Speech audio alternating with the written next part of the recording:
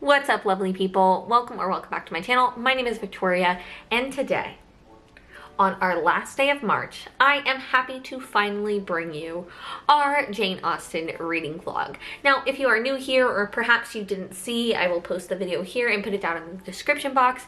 In the month of February, I had set the goal to read all of Jane Austen's novels. You can learn all the reasons why over there, but essentially I'm going to be doing a Jane Austen experience later this year, and I had never read a Jane Austen novel, so I thought it was time, and I thought it was time to bring you along.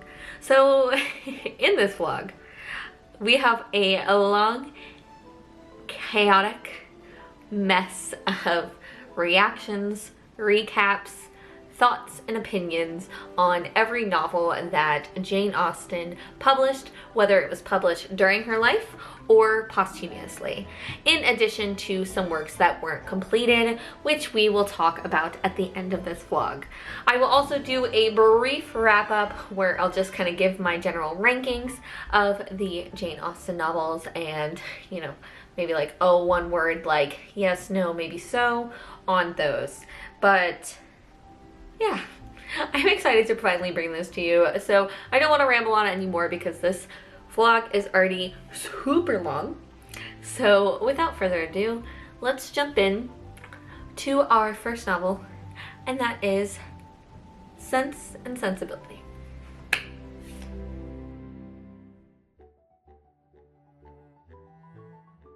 But let's talk about Sense and Sensibility. So as I mentioned, we are about 70% of the way through Sense and Sensibility. We are currently on chapter 38 in volume 2. No, I'm sorry, in volume 3 of Sense and Sensibility. I know that I gave a brief overview of the story of Sense and Sensibility in my February Plan With Me video, so I won't go to the way I lied in depth to the basic premise of the video. But my thoughts. So I guess I have to a little bit. So in Sense and Sensibility, we are following the Dashwood sisters, primarily just Eleanor and Marianne. They do have a younger sister, Margaret, but she's like 13 years old, so she barely makes an appearance in the book. She just comes in and out, but doesn't really have much of a role to play. But there's the Dashwood sisters and then Mrs. Dashwood, their mother. And Mrs. Dashwood was married to John Sr., who Mrs. Dashwood was his second wife. So he had a first wife and had a son by his first wife, who, after Mr. Dashwood becomes ill, inherits all of his estates, which he inherited from his uncle, whom the girls and his second wife grew up with. So the Dashwood sisters' father is Henry Dashwood, who had already passed away as our story is kind of taking place. But he inherited Northanger Park from his uncle, who himself and his wife and daughters lived with them, and given them a sum for the girls when he passed.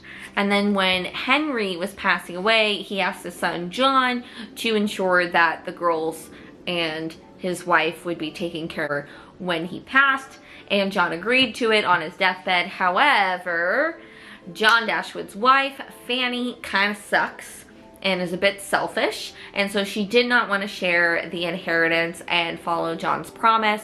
So she basically uses like kind of slippery slope logic to get John to essentially agree to not give them any sort of money per year and to just help them settle into a comfortable home. Fortunately for the ladies who don't really get along with Fanny anyways, because she's so disagreeable, they actually receive a letter. Mrs. Dashwood receives a letter from her long-lost cousin, I guess. I don't even know how people figure out that these people are relations. I'd like to know that. Any historians tell me how people are like, oh, I found out that my cousin twice removed needs some help, and since we're family, would like to offer you something. I don't understand. So Sir John Williams reaches out to Mrs. Dashwood and is like, hey, we're family. I've got this cottage. It's not the best cottage, but we'd love for you to live there. You would have a comfortable living. We can help you with whatever you need to make it nice. We've got great grounds. You'd be welcome to come and chill at the house all the time and all of this stuff. And we just want to make things comfortable for you and love to have a house full of you lovely ladies to be a part of our day-to-day. So Mrs. Dashwood agrees to it, and she takes her 3 daughters there, and Sir John Williams is very sociable and basically insists that the Dashwoods come to his house all the time to dine and be part of parties and be there all the time. His wife, on the other hand, Lady Dashwood, is not as amicable. She's very proper and seems to, you know, put up with them and is obsessed with her children, and apparently her children are brats. Enter, oh, I forgot this part. Sorry, so Fanny has a brother named Edward. Edward is her younger brother, but the eldest son of her family. And Edward was staying with John Dashwood and Fanny Dashwood while Mrs. Dashwood, Eleanor, Marianne, and Margaret were all staying there. And so Edward and Eleanor started really connecting, and Fanny was concerned because Fanny didn't feel that Eleanor was good enough for her brother. So there's that. Put a pin in that for later. So they leave, they invite Edward to come by and see them, whatever, and then they go over there. Everything's going great. They're hanging out with the Williams. They meet Mrs. Jennings, who is Lady Williams' mother. Come on down here. Who is Lady Williams' mother, and she is part of the party. She's been staying with them for a couple months, and they're all very enamored with the girls. Why? I don't know, because we're never really told, but apparently they're good company, even though Marianne seems to be, to paint a picture for you, Marianne is like, some people I see say she's 18. I thought she was 16, but she's pretty young, and she is self-assured, has a lot of strong opinions, and is not afraid to express them, very exuberant, and feels very solid in her opinions. And then Eleanor is the sensible one, so she's always trying to adhere by the norms and talk sense into her mother and her sister, because apparently Mrs. Dashwood and Marianne are more of the same sensibility, hence sense and sensibility. So one day, Marianne and her sister Margaret are outside in the hills, and Marianne takes a tumble down a hill and is down and out, and is rescued by this man, Sir Willoughby, or Mr. Willoughby, whatever his first name, Willoughby. Let me circle back here. Here at Barton, which is the estate that their cottage is on, we've got Sir John Williams, who owns it, is somehow related to Mrs. Dashwood in kind, his wife, Lady Williams, his mother-in-law, Mrs. Jennings, and also he has a friend who is staying with him at the current moment, and that's Colonel Brandon. Colonel Brandon is a bachelor, but an older bachelor because he's 35 or 36, and he forms a liking for Marianne with her, but Marianne, like the rest of us, is like, he's old enough to be my dad, which in that time he's definitely old enough to be her dad, and wants nothing to do with him. She finds to be very droll, which is a word that they love to use in this book. Finds him to be very droll, doesn't really want much to do with him. Circling back, so she rolls down this hill. She gets rescued by Willoughby, and her and Willoughby form a strong bond. He is vivacious, he's young, he encourages Eleanor in all her righteous endeavors. They make fun of Colonel Brandon together, which Eleanor chastises them about, and they just seem to be joined at the hip. Almost to the fact that Eleanor feels that they are going outside of the norm and doing some things that they shouldn't be doing, but nothing too, salacious. So everybody is basically convinced that Willoughby and Marianne are going to be coupled together, and it's going to be great fun. So they like to make fun of these things, and Marianne and Eleanor like to complain about the parties that they go to at Sir John's, but overall they hang out with him all the time. So that is going on. Meanwhile, Colonel Brandon is there. Eleanor and Colonel Brandon kind of form a friendship. She finds him to be fairly amicable and is always chastising Willoughby and Marianne about talking crap about him. Well, he suddenly has to go one day when they're supposed to go to his friend's estate and go see it. And everybody gives him a hard time, but he has to leave, doesn't say why. And that's kind of like tabled for a little while. In the meantime, Edward, I said we were bringing it back into the picture. So Edward, who is Eleanor and Marianne's sister-in-law, Fanny's brother, and also Eleanor's love interest, comes to visit, but he appears to be a little off. There is a ring involved with a lock of hair, which why people are giving people locks of hair, I'm going to have to look into, because I find that kind of strange, because there was the lock of hair and his ring, who Eleanor and Marianne are convinced is Eleanor's, even though he says it's his sister. And then there's also Margaret telling Eleanor later that Willoughby had begged Marianne for a lock of her hair. Why we're carrying around locks of people's hair is interesting. But so Edward's there for a short stint, stays with them, seems a little off, but everyone is still reassured that Edward really cares for Eleanor and she is going to be happy and everything's going to be wonderful. So Edward leaves, and then Willoughby suddenly has to leave. The day after, he's talking about how much he loves the Dashwood sisters and loves being there, and it's like his family and everything's great, blah, blah, blah, blah. The next day, he sends word that he has to go to town, and he doesn't know when he's going to be back to this country village that they're living in. And Marianne is distraught, but she's convinced that he will come back. But it all seems very strange.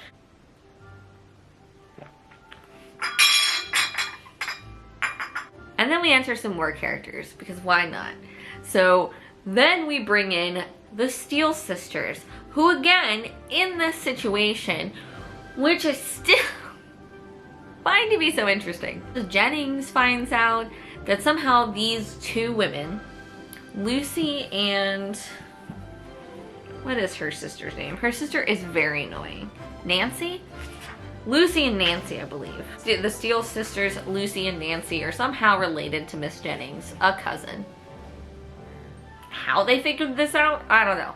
But it was figured out, so they're invited to Sir John's, and everyone loves them because they get along with Lady William's bratty kids, and they seem to be of lesser means. So if we're going on the totem pole, right, like Sir John, Lady Williams, and Mrs. Jennings, they got money. They're of a bit of an upper echelons here. And then we have the Dashwood sisters, who are more genteel, and so still garner a certain respect and have a certain education. And then we have the Steeles, who are possibly genteel, maybe not, but they clearly don't have as high of education as the Dashwood sisters and things like that. And we bring them in. And I know this sounds all very confusing, because I myself am confused trying to explain this to you. But a lot of these characters just kind of suck. Like, I was reading people saying, like, they're not likable characters. I agree with that. Most of them aren't likable. By this point, 70% of the way through, I think that Mrs. Jennings is the most kind and upfront and nice of the characters in the story. Besides Mrs. Dashwood. And, I mean, we don't see much of Margaret. Mrs. Dashwood seems fine. And Sir John seems fine, too. He just likes to have parties. But he seems fine. But Mrs. Jennings seems to genuinely care for the people that she is around. She seems to genuinely care about everybody. She's a bit of a gossip. Likes to poke fun. But overall is, like, genuinely seems like a nice person. The rest of the characters are either judgy, conniving, snooty. I mean, even the sisters. So, like, I think Eleanor more tolerable than Marianne, but she still gets kind of judgy when the Steele sisters come in. She gets a little jealous because One, apparently, you know, they want to talk about their breeding, their education, their kind of brown nosing. So they don't really want to be around them, but they keep being invited to be around them because I guess they're of similar age. But Lucy seems to be more level-headed than Nancy. Nancy seems to like to gossip and talks about booze all the time, or beaux. Talks about beaux all the time. But they're really trying to suck up to the Williams family and stay in their good graces, so they're staying there long term. And then, twist. Lucy, the younger sister of the two still sisters, has a moment with Eleanor and basically tells Eleanor that she has secretly been engaged to Edward. Remember, I probably have to draw a diagram here so y'all can follow. So, Lucy is secretly engaged to Edward, who is Eleanor's sister-in-law's brother, who Eleanor had an attachment to, and everyone believed that they were in love. Even the Williams and Mrs. Jennings when he came to visit the Dashwoods in their cottage. Lucy tells them all about it. So Edward stayed with her father, Mr. Parker, when he was getting a private education, and they became close, and they've been having this 4-year engagement that's been secret from everybody. The only other person who knows is Nancy, and Lucy's basically like, I'm surprised Nancy's kept it to herself this long. And at first, it seems that Lucy is telling Eleanor this because she knows from Edward that Eleanor knows him and she trusts Edward, and it seems like she is a sweet and kind person. But Eleanor seems to think that the reason Lucy is telling her about it is because she is trying to make sure that Eleanor knows it and trying to make Eleanor jealous, because apparently Edward had talked a lot about Eleanor to Lucy. And Eleanor at first doesn't want to believe that Edward is engaged to Lucy, but she shows her letters, she's got a locket, and she talks about hair and a ring, which we had seen previously. So Eleanor becomes convinced, but she wants more information. So despite herself, she tries to get alone with Lucy and can't seem to get alone with Lucy for long enough, but finally gets to, and they have a deep conversation, and Lucy's trying to elicit some advice from Eleanor, and we're getting this kind of back and forth that seems to be catty without being catty about Edward. But Eleanor becomes pretty convinced. But she's trying to keep a level head because she thinks she wins if she doesn't give Lucy a reaction. So, in the meantime, as all this is going on, we're just hanging out, and all of a sudden Lady Jennings asks that Eleanor and Marianne come to town with her for the season. And at first they're saying no. They all seem to want to stay together. The Dashwoods don't want to intermingle with these people very often, it seems. But Marianne wants to go because she believes that Willoughby is in London, and Willoughby has yet to come back to Allington, something, wherever their cottage is, come back to see them. So, after a couple back and forth, Marianne and Eleanor decide to join Mrs. Jennings in London. So they go to London, and instantly Marianne writes a letter to Willoughby when they arrive there. We're here, come see me, blah blah blah. No response. She doesn't want to leave, because if he calls in, she wants to be there, but she doesn't want to leave.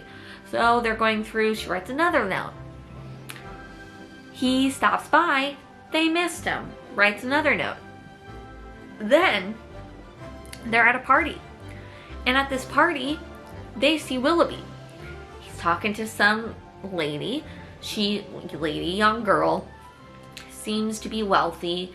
They seem to be in conversation. Comes over, is very warm to Eleanor, but basically gives Marianne the cold shoulder. What's going on? We don't know. Marianne tries to ascertain. Ultimately, he runs off. They come back, and Marianne writes another note. Sends it out. Willoughby sends a note back. Essentially being like, girl, I don't know why you're so pressed. I'm sorry you misinterpreted my feelings, but I meant no offense. Deuces.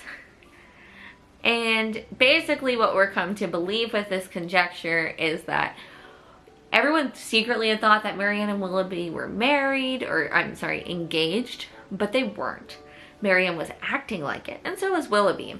But turned to find out that he was actually to be engaged to that woman he was talking to at the party, whose name is Mrs. Gray, and she got some money. So, Marianne loses her shit. She is inconsolable. Everybody feels bad for her, and she don't want to go nowhere. This girl is down in the dumps, feeling really bad. And Eleanor, who has been shouldering her own heartbreak for all this time, feels for her sister and is trying to work through it. And everyone is trying to help her with this. In the meantime, the Steele sisters finally come up to London, and Lucy starts her trifling shit with Eleanor again. And they're going back and forth, and Eleanor's just trying to keep everyone away from Marianne, and Marianne can't seem to function. And then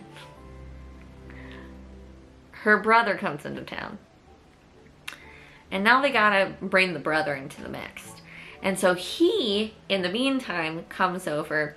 He meets Colonel Brandon, who, you know, we haven't seen in a hot minute, and is insistent that Eleanor and Colonel Brandon are going to be together, and is trying to push that together. In the meantime, Colonel Brandon comes in and basically tells Eleanor all his tea. The tea is that he was in love with this girl that he grew up with, who really Marianne reminded him of, but his father forced this girl to marry his older brother, who was a jerk, and he, in response, left because he thought it would be easier, but instead, she just got more down in the dumps, ran off, ended up getting pregnant, and then when he finally found her and her daughter, she was in the last stages of consumption, so she passed away, and he took her daughter and raised her. Boarding schools, this and that. Well, he sent her to a boarding school, and her friend had invited her to go, and he was like, okay, that's cool. They were gonna go take care of his dad in Bath, and then all of a sudden, her daughter disappears. And so Colonel Brandon is looking for this girl, can't find her, finally finds her. Lo and behold, similar fate to the mother. She ended up also hooking up with a guy, being left stranded. And who was that guy? Willoughby.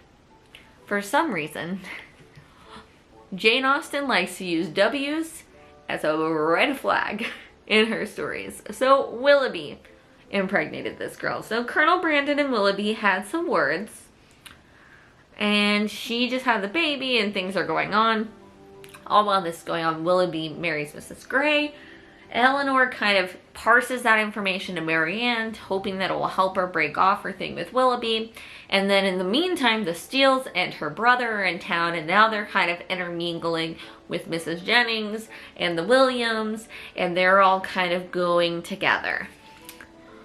Eleanor meets Edward's mom and Fanny's mom, who she had heard so much about and heard how much she sucks. So she finally gets to meet her. But Fanny and Edward's mom are treating Eleanor like crap because they think that Edward is in love with Eleanor. And so they meet the Steele sisters, and they're treating the Steele sisters so nicely and cordially because they want to make Eleanor know that they don't like her, right? So when John recommends that they invite his sisters to stay with them for a week because Mrs. Jennings' other daughter, Charlotte, who we've met before, is Mrs. Palmer, and her husband, Mr. Palmer, who's a droll dud, have a baby. Mrs. Jennings is off to do that, so they're trying to keep them entertained. But she's like, oh, no, we should invite the Steeles. We can invite your sisters another time. They've been so lovely, that blah, blah, blah, blah. So she invites the Steeles, not knowing that Lucy has been secretly engaged to her brother for 4 years. Well, where we're at currently, Mrs. Jennings comes home to Eleanor and Marianne. She tells Eleanor that she heard from a doctor that basically all the tea had been spilled. Nancy, Lucy's sister, went off, told them about the engagement. Fanny lost her mind, the mother lost her mind, Edward got disinherited, all of this stuff is going on, and now it's all out in the open. So Eleanor tells Marianne and tells Marianne not to overreact, not to do anything crazy. And basically Marianne feels so bad because she kept giving her sister crap when she was going through her heartbreak, that she was so happy and what would she know, when Eleanor had secretly been dealing with heartbreak all this time. And that's where we're at. That was where we're through in Sense and Sensibility. And I have to say, it's a bunch of jumble. Now you understand why I had to follow along. I couldn't just go with the audiobook because there's a lot of people and a lot of things and a lot of people are interconnected. And like I mentioned, the characters, I don't know, y'all. And I'm really not here for Marianne and Colonel Brandon. I'm really not here for it. Honestly, I think that Eleanor should end up with Colonel Brandon. I'm kind of with John Dashwood, who I don't want to be on the side of at any time because he's a jerk and a wimp. But I kind of agree with them. They talk all the time. They have conversations. Yet he's in love with her sister. Make it make sense. Make it make sense. I don't know. So that is the synopsis of Sense and Sensibility. That is where we're at. Howdy. It is Wednesday, February 7th. Don't mind my very oversized shirt. I thrifted this when Heather was visiting. But I wanted to pop in here because we have finished Sense and Sensibility. And I know we did a rapid fire kind of catch up of where we were at in Sense and Sensibility. And I just wanted to give like my final thoughts on the book after finishing it. So I didn't really like it. I mean, I liked it in some respects. I thought there were a lot of like, oh shit moments, like, but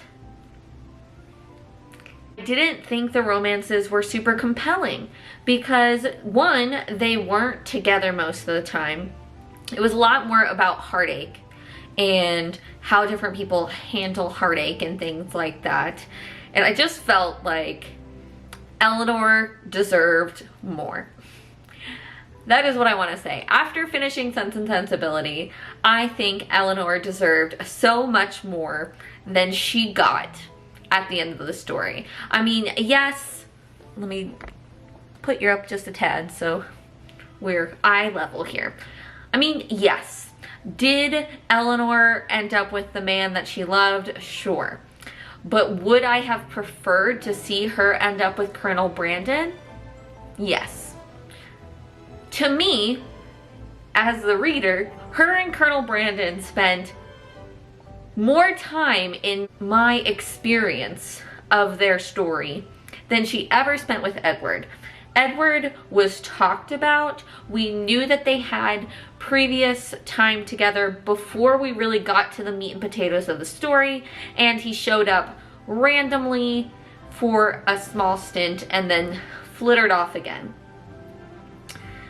And Eleanor was put through so much hardship and heartache through Edward, who we kind of tout his good nature and keeping his promise to Lucy and not telling Eleanor about the situation and all of that stuff as a virtue of his. And I can understand that considering the time period. But I still think in the end, as a reader, I did not find a huge relief with Eleanor getting together with Edward.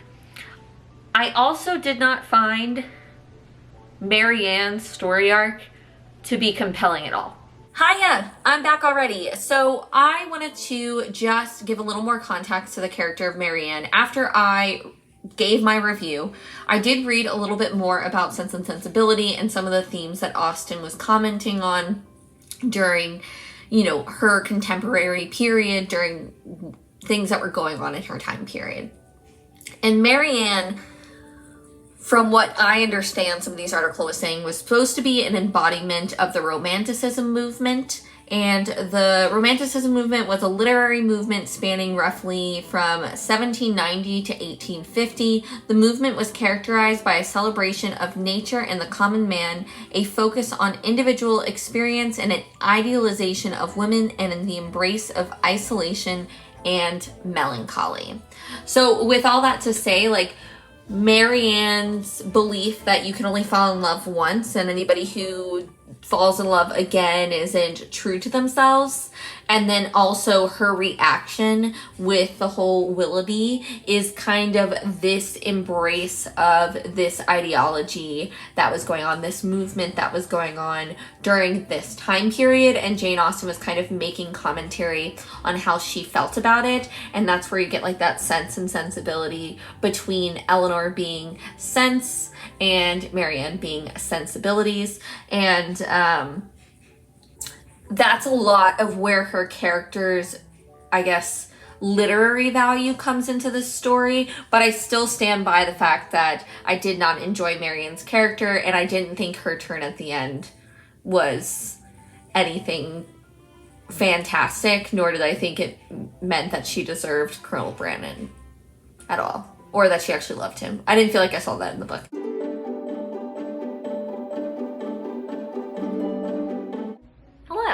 I am in the process of editing the Jane Austen reading vlog that you're watching right now, and realized that I never gave any overview of Pride and Prejudice, the characters, the general plot of the story.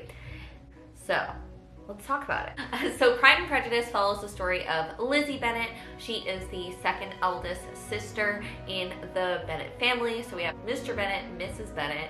Jane Bennet, who's the eldest sister, is very kind. She's very beautiful, and she's just thinks the best of everybody. And in Lizzie's opinion, is the best person she's ever known. Lizzie, we have described as an obstinate, headstrong girl. She's got a quick wit. She is very willing to speak her mind and feels very strongly about her opinions and thoughts of the world. And then we have Mary Bennet. We have Lydia Bennet, who is the silliest of all the sisters, and Kitty, who follows her in tow.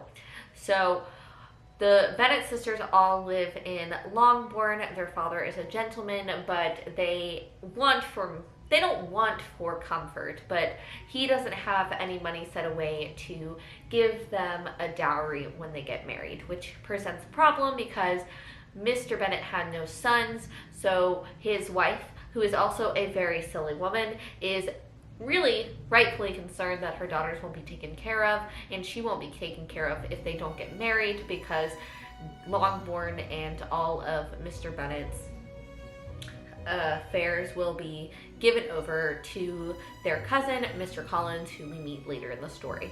So that really motivates Mrs. Bennet to be quite forward with trying to get her daughters married throughout the story, and really brings us to where our story begins. So in the beginning of the story, we hear of a rumor that a man by the name of Mr. Bingley is going to be taking on the large estate that had been vacant, Netherfield Park, and as word has it, Mr. Bingley gets £5,000 per year. And I did a lot of research on that, but basically that has to do with like the interest accrued from the money that their estate has invested and what they live off of, essentially, from all those different investments and different things like that. And, you know, translating that, like, these people are millionaires.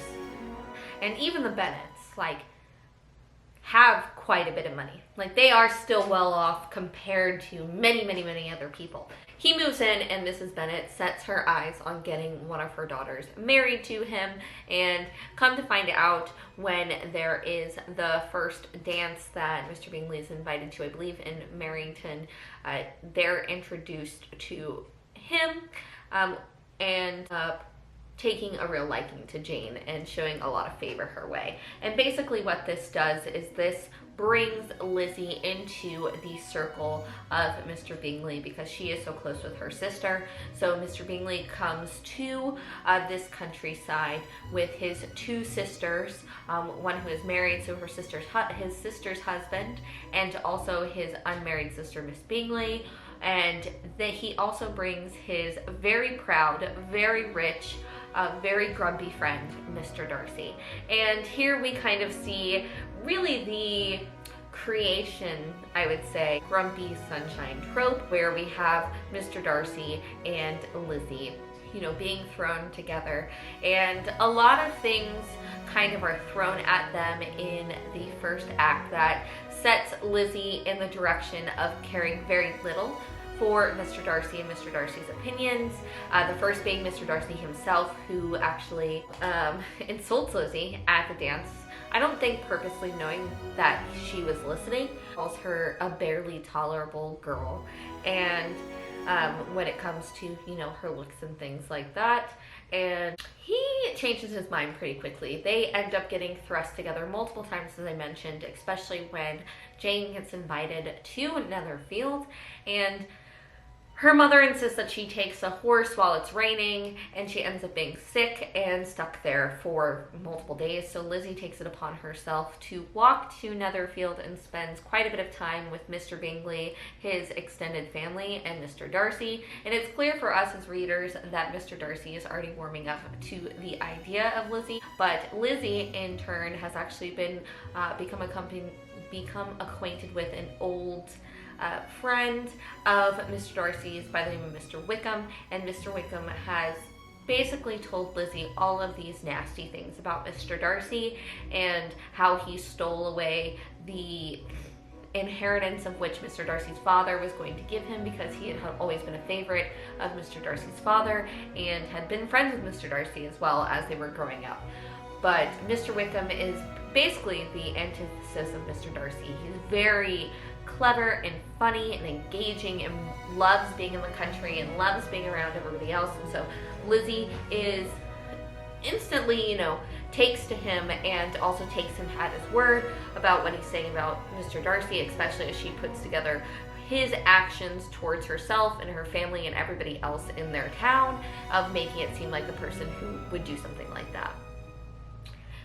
Along with that, as I mentioned, they do have their cousin, Mr. Collins, who is set to inherit everything when Mr. Bennet passes away, and he seeks to reconcile with the family because I guess his father and Mr. Bennet did not get along when his father was alive, so he comes to stay with them at Longbourn, looking to find a wife because he has recently taken a parsonage at Lady Catherine de Bourgh's estate, and was told that he needs to find a good wife. So he goes to look for one of his cousins to marry. After he is rejected by Lizzie, he ends up finding a wife in Lizzie's best friend, Charlotte, and they end up moving away and going to live on the estate of Lady Catherine de Bourgh, which sends Lizzie and our cast of characters off in different directions away from Longbourn.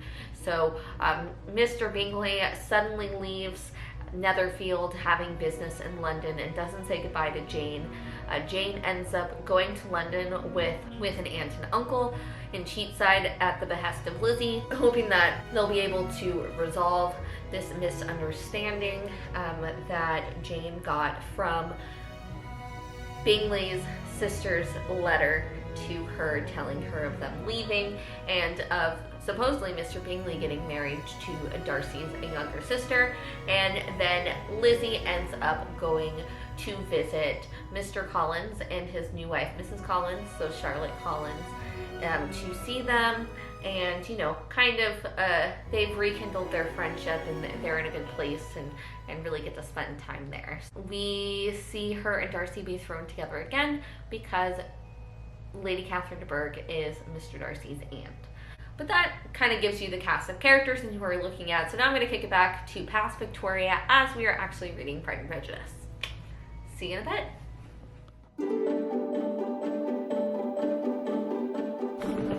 So hello, it is Thursday evening around 6 o'clock. So we finished work today and I was listening to a little bit of Pride and Prejudice. So we've gotten to the part where Mr. Collins asks Lizzie for her hand in marriage, and Lizzie's like, no thank you. And then Mrs. Bennet's like, oh, and goes into Mr. Bennet's like, Mr. Bennet, your daughter is blah, blah, blah, blah, blah, blah, blah. Let me get the exact line for you, just hold on. This is a dramatic reading. Come here, child, cried her father as she appeared. I have sent for you on an affair of importance. I understand that Mr. Collins has made you an offer of marriage. Is it true? Elizabeth replied that it was. Very well, and this offer of marriage you have refused? I have, sir. Very well. We now come to the point your mother insists upon your accepting it. Is not it so, Mrs. Bennet? Yes, or I will never see her again. An unhappy alternative is before you, Elizabeth. From this day you must be a stranger to one of your parents. Your mother will never see you again if you do not marry Mr. Collins, and I will never see you again if you do. You're welcome. So we just reached that part, and we are now on chapter 21, where basically they've come to the impasse that Lizzie is not going to marry Mr. Collins, and we're starting to see the seeds of the whole setup with Charlotte and Mr. Collins. So that's where we're at. But just wanted to give you some of my thoughts on reading this book. Something that I realized, I feel like Lizzie seems a little more childish than she does in the movies and TV shows when it comes to her interactions with Mr. Darcy. And I do think that the book also really plays into the idea of Pride and Prejudice, which I know, shocker, but like the theme is there constantly. I'm looking here in chapter 5. In this book it's page 210, but that's because it's a little omnibus here. But I highlighted Pride in just, this is only 4 paragraphs. Just 4 paragraphs in chapter 5. I highlighted his pride, as pride often does. Right to be proud. Forgive his pride. Pride, observed Mary. Vanity and pride. A person may be proud without being vain. Pride relates more to our opinion of ourselves, vanity to what we would have others think of us. And then, of course, continuing, I should not care how proud I was. So if you didn't get it, this book is about Pride and Prejudice and how that relates in different ways. So how you can be proud about different things and how those intermingles and the different types of prejudices you can have on people, from associations, from class, you know, from first impressions, from misunderstandings of character, all those different things. So that is heavy in this book. So I just really wanted to highlight that. I mean, she picked a great name. So those are my thoughts. I just wanted to share them with you. Hello, happy Monday. So we are now more than 50% of the way through Pride and Prejudice. Yay! Ooh. Maybe you can see it, but so I have moved into volume 2 of Pride and Prejudice, which I believe is 61 chapters. So we have moved on to Act 2, and essentially this is where kind of Lizzie starts going out of Longbourn and traversing the English countryside and going to stay with friends. So one thing that I was thinking of when it got to the part with Charlotte letting Lizzie know that she was going to get married to Mr. Collins and all that hoopla, I really realized that I am a lot more like Elizabeth Bennet than I probably want to admit, and any of my friends will know this. I am a fiercely loyal friend and just want my friends to have the utmost amount of happiness and want them to be with people who I think are equal to their wonderfulness. And so I have been known to be a very staunch, like, naysayer to other people's choices in romantic endeavors if I feel that the person isn't a good match, or is, you know, that they, to not sound like a jerk, but that they could do better. But I realized that I had a lot in common with Elizabeth in that, and that her stubbornness and her confidence and her judgment really does reflect, I think, how I was, especially in my youth. I think I've gotten a lot better at identifying my quickness to make assumptions and to make judgment on situations. But I mean, I'm still growing in it as well. So I think in reading this, that dawned on me. I was thinking about it, and I realized that my frustration with Lizzie in this book makes sense, because, right, like, we like to point out flaws in people that you see in yourself. So I felt a little, maybe I felt a little attacked, I don't know, but that was something that I saw, so I thought that was really insightful. Outside of that, so we've gotten pretty far here, right? We were in Rosings for the most part of this part of the story, and if you're familiar with Pride and Prejudice, this is when she goes to meet the illustrious Lady Catherine and spend time with Charlotte after her wedding. And of course, as happenstance would have it, Mr. Darcy shows up, because Mr. Darcy is Lady Catherine's nephew, and he shows up with his cousin, Colonel Fitzwilliam Darcy. So they show up there and they're spending time. And then, of course, Darcy confesses his love to Lizzie. Ardently, I admire and love you. At the same time of, you know, expressly saying, against like, the wishes of my family, my friends, and I hardly need add my own better judgment. kind of situation, which, I mean, obviously not the best way to approach a request for someone's hand in marriage. And then, of course, Lizzie, being more similar to Mr. Darcy than she thinks she is in a lot of ways, throwing back accusations of her finding out his involvement in why Mr. Bingley is no longer talking to her sister Jane, and also bringing up the Wickham of it all. And then she receives the letter. And here is where our character Elizabeth really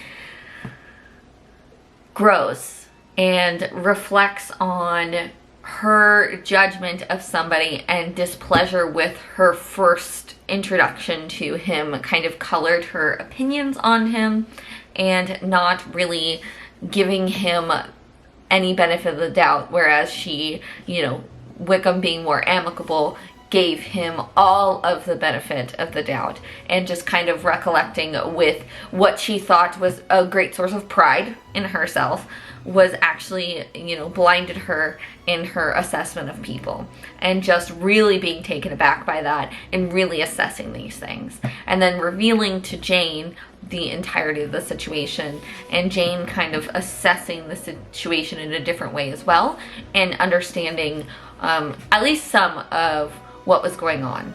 So that is where we kind of are at, also in that Lydia is, I mean, just incessantly talking, but wants to go to Brighton because that is where the regiment is heading. And if you've read or watched or anything, you know where that's going. But so that's where we are currently at in the book. But man, let me tell you how much fun I have been having with this second act of Pride and Prejudice. Like, I'll be honest, the first, like, volume of Pride and Prejudice, I was kind of bored sometimes. It was, I would say, of the renditions of Pride and Prejudice that I have seen, that the first act seems to be the act that all of them pretty much nail. Like, the beats are pretty much the same in the first act, but in the second act, I do feel like we get more time of Elizabeth and Darcy interacting and at Pemberley, and her spending more time there than I feel like we get in some of the movie and TV show adaptations. And so I'm really enjoying it. The giddiness that I was feeling when they went to Pemberley and Elizabeth thought that he wasn't going to be there till the next day, and had been reassured by multiple people that Darcy and party were not going to be at Pemberley until the next day. Obviously, myself, having seen this story play out in many ways for much of my life, knew that that was not the case. Sorry, I just shook. I was so excited. Knowing that that was not the case, I was just bated breath, waiting for him to show up, and it slammed. I had so much fun with Elizabeth's reactions and her nerves, and clearly seeing her like have a whole new appreciation for Darcy and falling in love with him, but not really understanding that she was falling in love with him yet. I've been having so much fun. So we are on chapter 46 now. So we're almost 70% of the way through the book.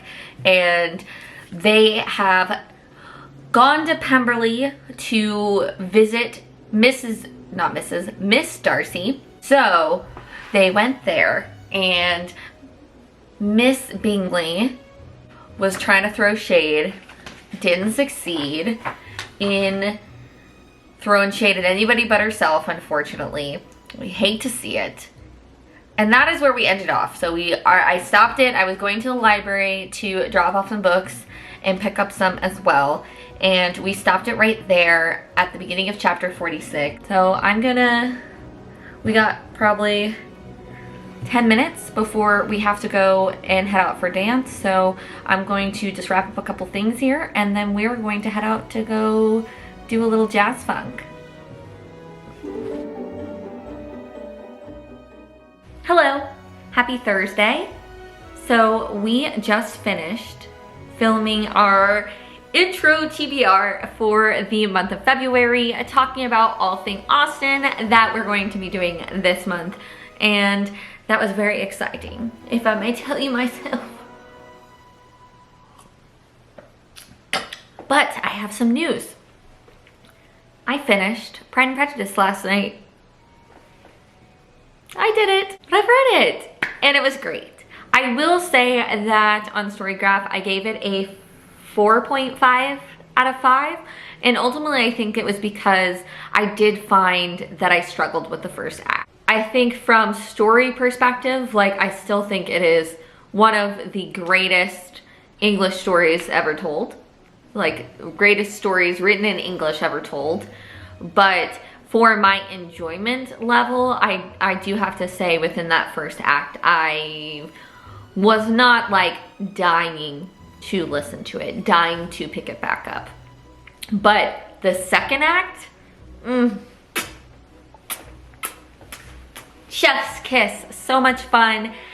Just seeing Elizabeth fall in love, like truly fall in love with Mr. Darcy, was a fantastic time. And then I would say the second act was my favorite, but the third act is also good, especially knowing what's coming at the end. So I had a fantastic time once we got to that point. But I wanted to check in. My voice is feeling a little scratchy. I'm going to eat some lunch, do some things, do some admin stuff, get some things going. But I wanted to check in with you all and tell you that I finished. Yay! All right, I will check in with you later.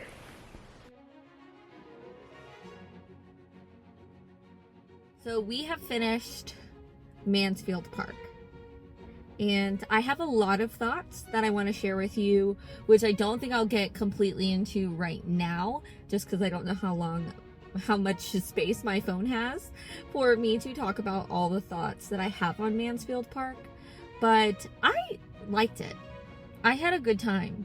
I thought that I could clearly see a difference in how Austen constructed this story of Mansfield Park compared to her first published novel of Sense and Sensibility. I thought there were a lot of similarities in like the structure of the story and how we were following the characters, but I felt like it was done better in Mansfield Park. In Sense and Sensibility, often I felt like I didn't really have a good idea of any of the characters, and the story would tell me about their interactions, but I didn't feel like I got many of their interactions.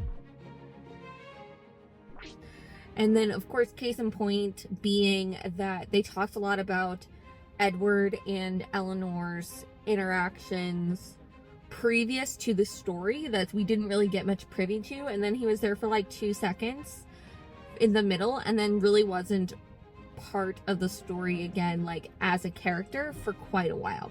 Where I felt like in Mansfield Park, we spent a lot of time with our characters and with our characters interacting. I felt like I knew Fanny, I knew Edmund, I knew Mr. Crawford, Miss Crawford, the Grants, the aunts, the uncle, the other cousins. Like, I felt like I had a good idea of who they were as characters, and I thought that made the story more interesting to me, whereas with Sense and Sensibility, I often felt like I was being told a lot about the conversations and the feelings of the characters of Eleanor and sometimes Marianne to those characters, but not really giving myself the chance as a reader to make some of those determinations myself. And so I thought that Mansfield Park did that better. I totally understand that people don't like Fanny Price. And I won't say that Fanny is like my favorite character that I've ever read. I won't say she's my favorite Jane Austen character, but I do feel like there's a bit of injustice to Fanny's character as being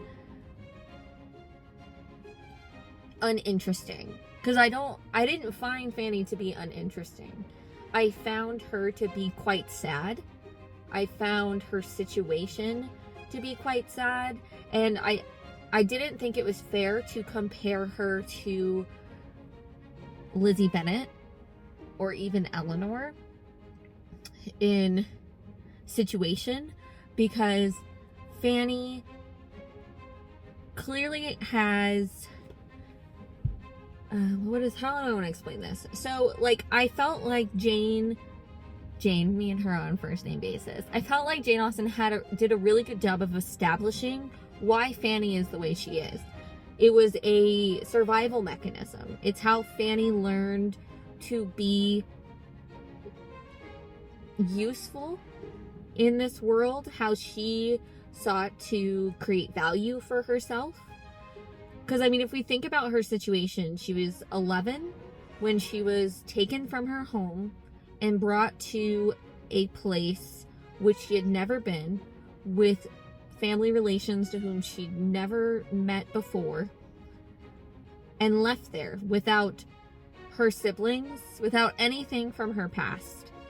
And from what we understand, too, is Fanny was already a bit of a shy girl.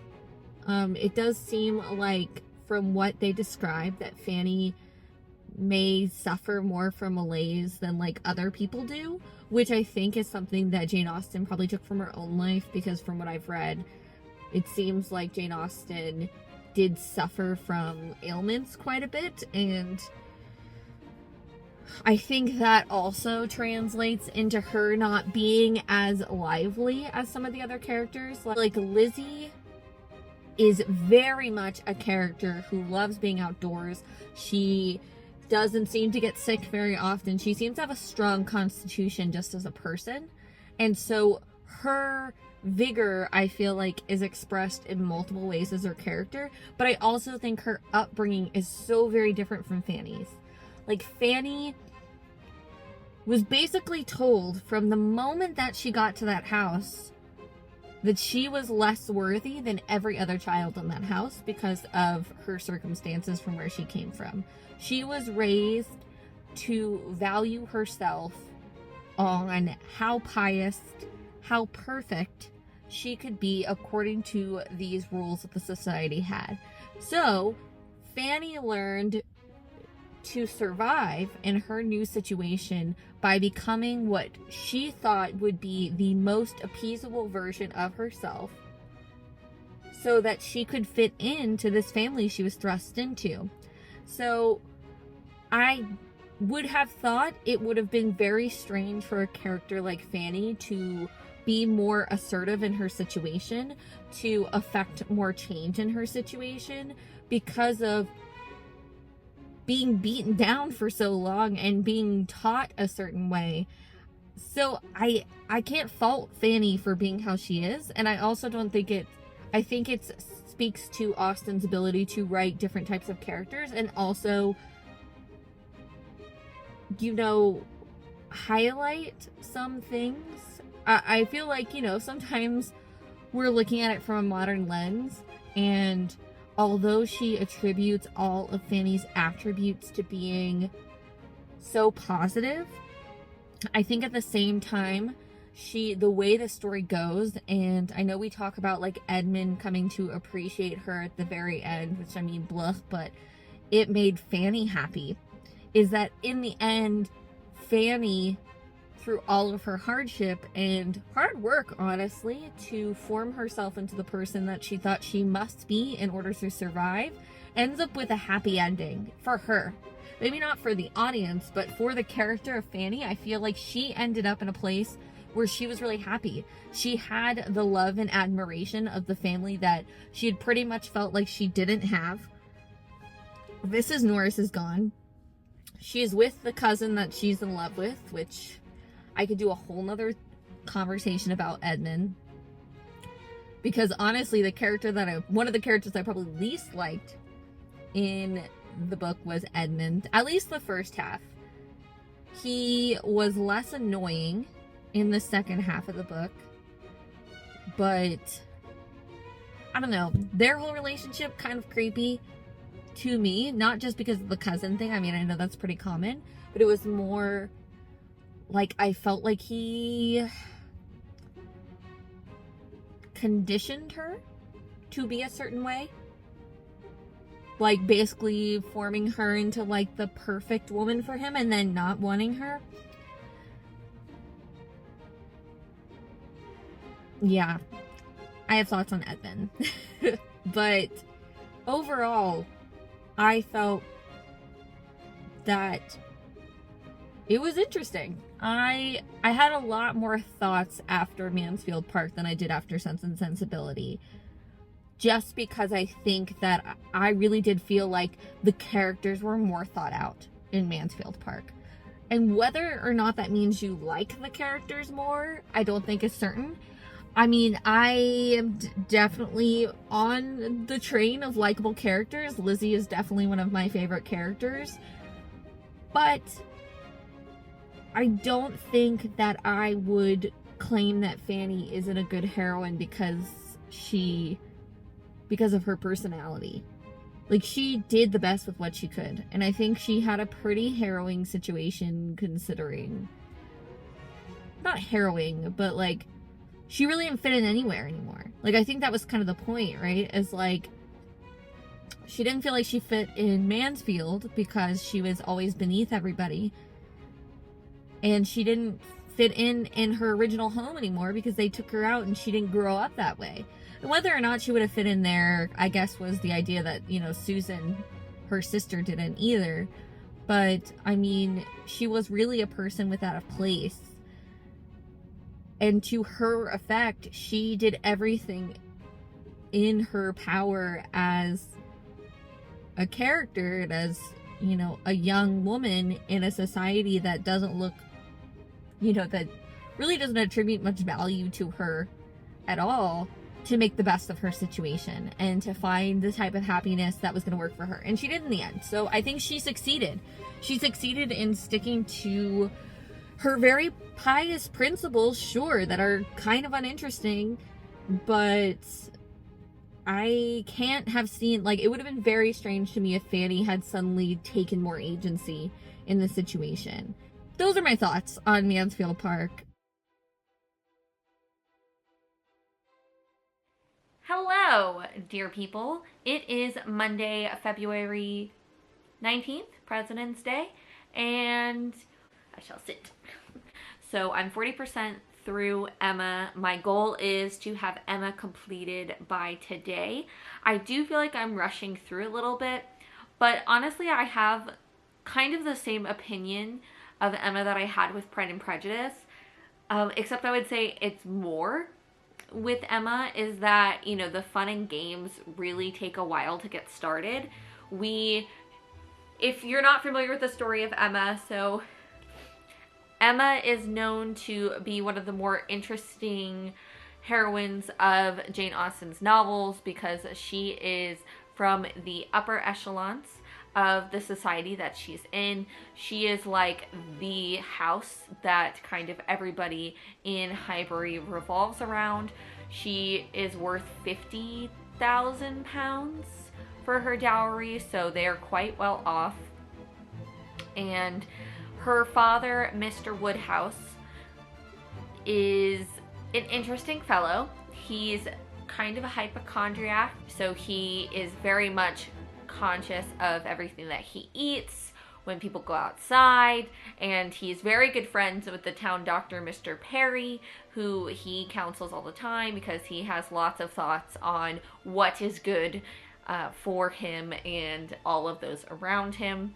With that, Emma is the youngest of two daughters. Her mother passed away, and her sister Isabella at the time is married with children to John Knightley, Mr. John Knightley, which I think I need to double check because I'm pretty sure that John Knightley is the second brother, and then our Mr. Knightley is the first brother because he owns the estate that is, you know, I guess within walking distance of Highbury and of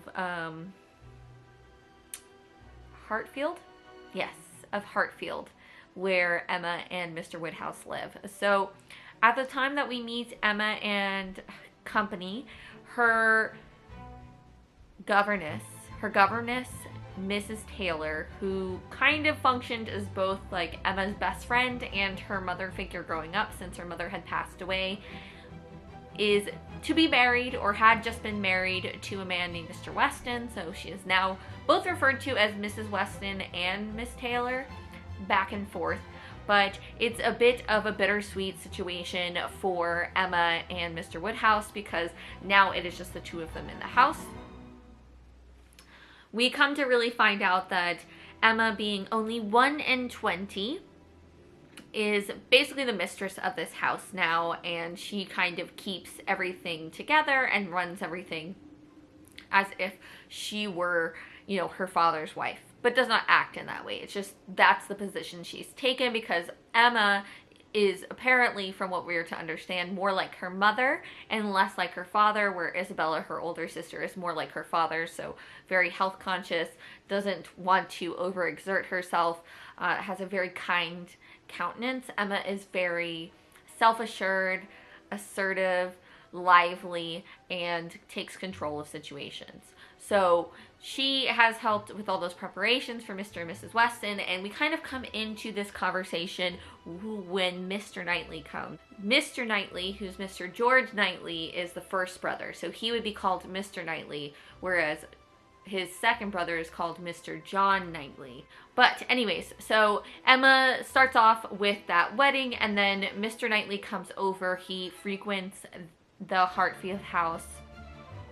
Obviously, they've known each other for a long time, but now they are connected as family as well, since his brother and Emma's sister have been together. So he comes and visits often, and they're having a conversation about the Weston. So you can start to see that Emma and Mr. Knightley really enjoy arguing with one another, like exchanging wits. Sometimes it seems like most of the time we are to understand that it doesn't come up to anything, but the times that are relevant in the story seem to create some irritation for Mr. Knightley. It's also stated we get a side conversation between himself and Mrs. Weston a little later on in the book, where it seems that Mr. Knightley is one of the only people who kind of doesn't give Emma all of the praise. Like he's a bit more muted with his praise, even though he does think well of Emma, that he does see some of the follies in her character and doesn't want to bolster them. So that's kind of how we start off. They're talking about the Westons, and Emma basically proposes that she had in some way helped make this happen, that she's a matchmaker. Even though, like, throughout the conversation we get to the point that basically she just guessed it and didn't really do much in the fact of putting them together, which I feel like in the book is not as played up as it is in the adaptations of her seeing herself as, like, the best matchmaker. Although I do think they note it, but, like, she admits that, like, she didn't do too much. Like, it wasn't like she was forcing them together, but she had seen the kindlings and thought that they would be a good match. And Mr. Knightley tries to, like, temper these feelings in her, but that's kind of where we're left with the conversation and kind of, you know, set up some of the events that are going to happen a little later. Along with that, as this is a lot of setup in volume 1, so in our first act of the book, we're getting introduced to many of the different characters in the Hartfield estate area in the Highbury. In the Highbury area. So, you know, we're getting an overview of Mrs. Bates and Miss Bates, who are a genteel family, but Mrs. Bates is an elderly woman. They only have about 100 pounds to their name per year, and then Miss Bates is her unmarried daughter. And so she's taking care of her mother, and they talk about Mrs.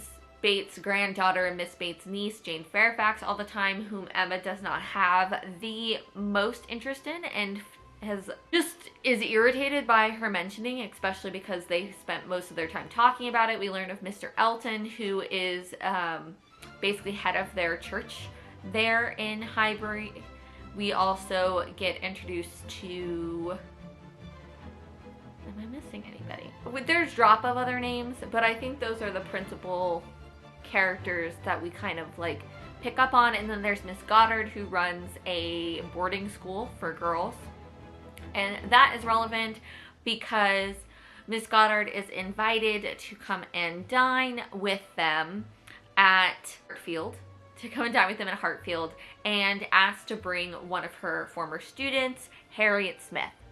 And upon meeting Harriet Smith, Emma finds herself delighted with her company and wants to be around her more, and convinces herself, so Harriet, we do not know her lineage and who basically paid for her to go to the school and everything like that.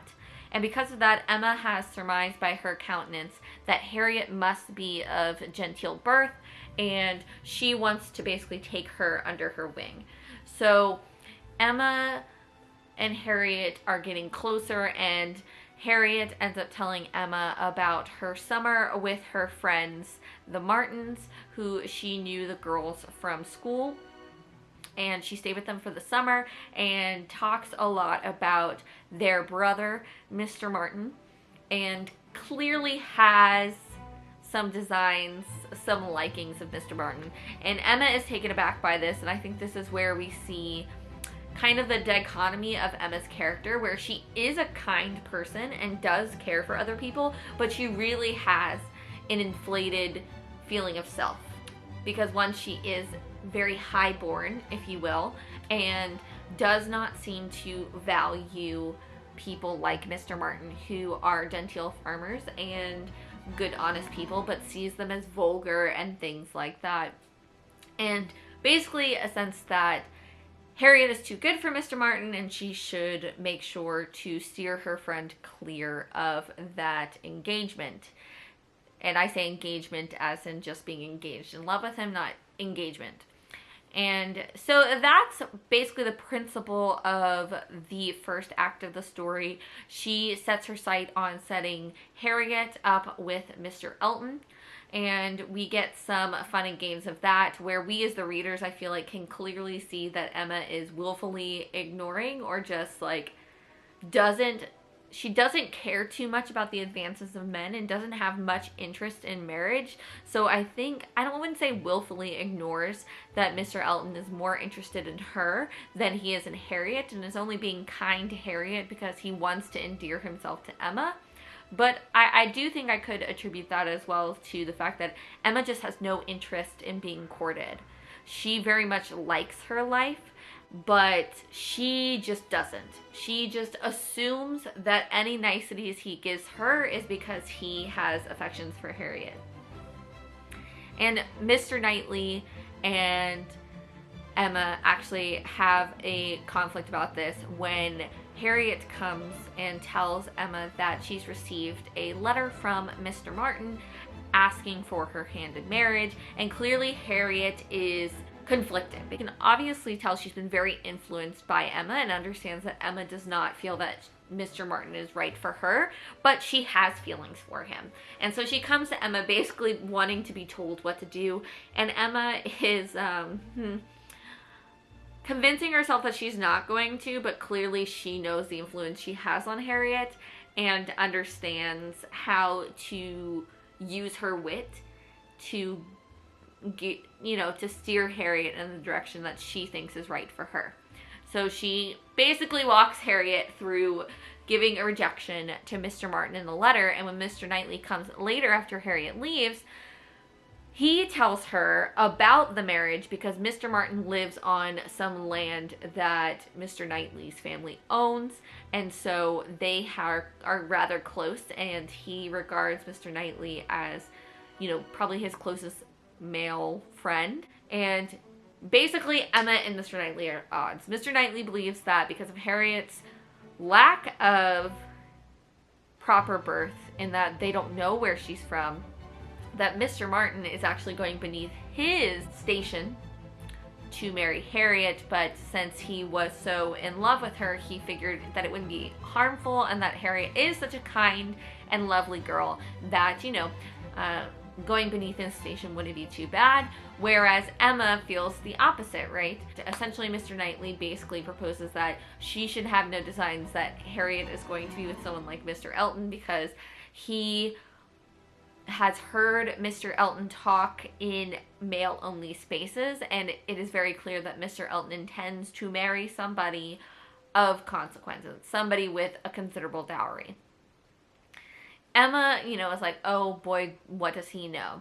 So that all goes on, and unfortunately, Harriet sends off that letter. In the meantime, Michaelmas, or Christmas, is coming up, and so Emma's sister Isabella with Mr. John Knightley and their children are coming for Christmas. So they come for Christmas, and that kind of takes a big portion of what's going on. We see Emma and Mr. Knightley kind of make up, and they're all supposed to go to the Westons for Christmas, including Harriet and Mr. Elton. Unfortunately, Harriet gets sick, and then kind of the way that the carriages work, at the end of the night, Emma ends up in a carriage alone with Mr. Elton heading back towards Hartfield, and essentially Elton tells her how he feels and tries to implore on her to marry him and all this kind of stuff, and Emma is aghast. She is quite upset, and she is basically like, what about Harriet? And he's like, what do you mean, what about Harriet? I've been nice to Harriet because you're so nice to her that I wanted to be in your good graces, and you've been giving me all these signs. And Emma basically shuts him down.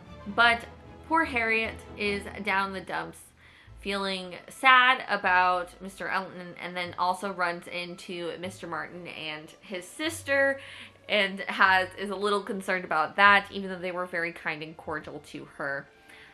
And then we move on in the story to whereabouts I am. So Jane Fairfax, as I mentioned, comes into town. There seems to be some contemplation by Emma that there is some reason that Jane has suddenly decided to come to Highbury for 3 months instead of going with her friends to Ireland, where she was invited.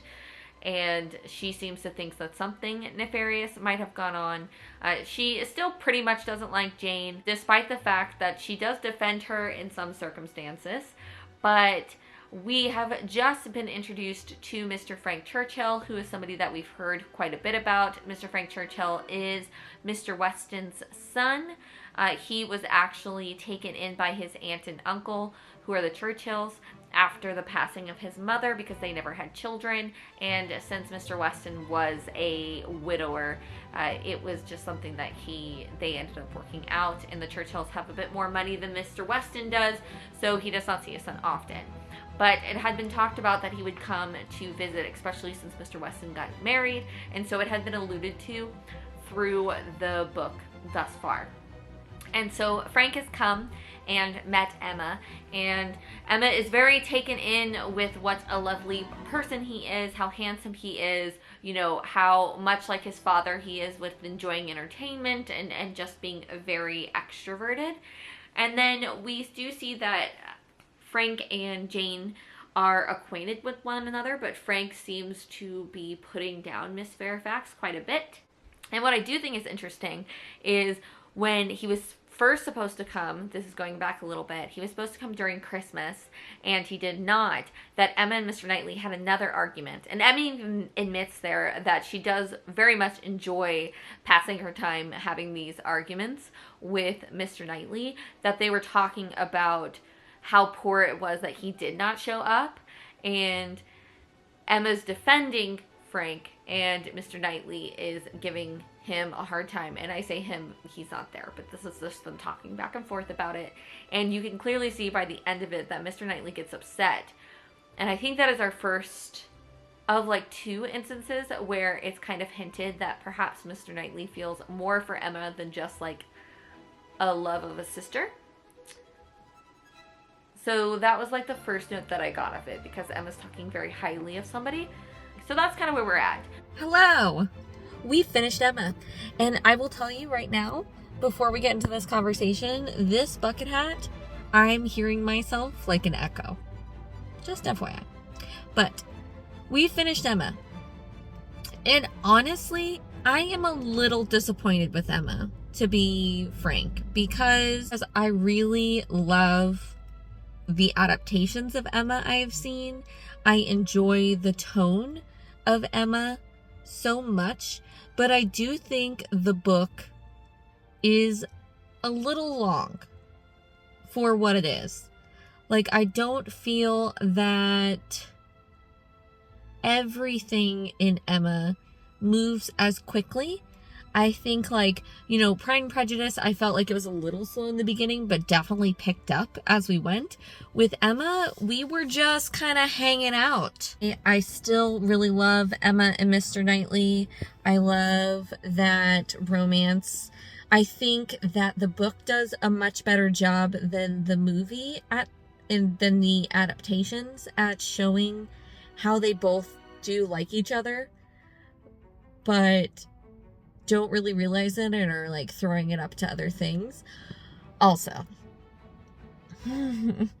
there was a line near the end where Mr. Knightley says, "I think I've loved you since you were 13, which would be really sweet if they were the same age." But seeing that he's 16 years older than her, again, modern sensibilities looking into this, I understand that would have not been creepy in their time period, but that doesn't make it okay.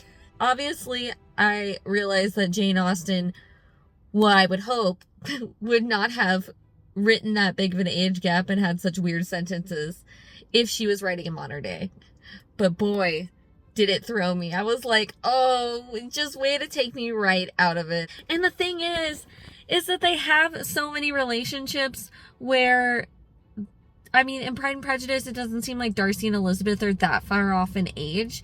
And then like Frank and Jane are very similar age. Yeah. So I think because I love Emma as someone who's seen so many adaptations of it and really enjoyed the adaptations, I was a little bit sad about the book. Still had a great time. And like I said, I definitely think I will reread it because I feel like maybe I'm also a little burnt out on the Regency of it all at the moment. So I am excited that our next two books are Persuasion and Northanger Abbey because they're shorter. I think that's all my thoughts on Emma. So let's talk about Persuasion a little bit. But first, we're going to make an afternoon coffee because I'm an adult and I do what I want. So let's do that first, okay?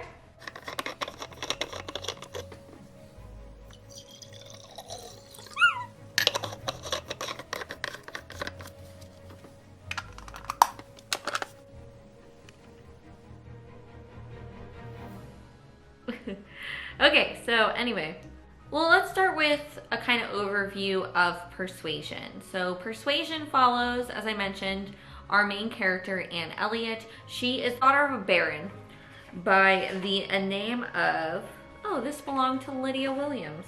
Cute. That's what it says in the book. Okay, so she is the daughter of Walter Elliot, and we get kind of the breakdown of Anne's family in the very beginning of the book, which I feel like is pretty typical of a Jane Austen novel at this point, is we're going to lay out the characters and kind of how they're related to each other.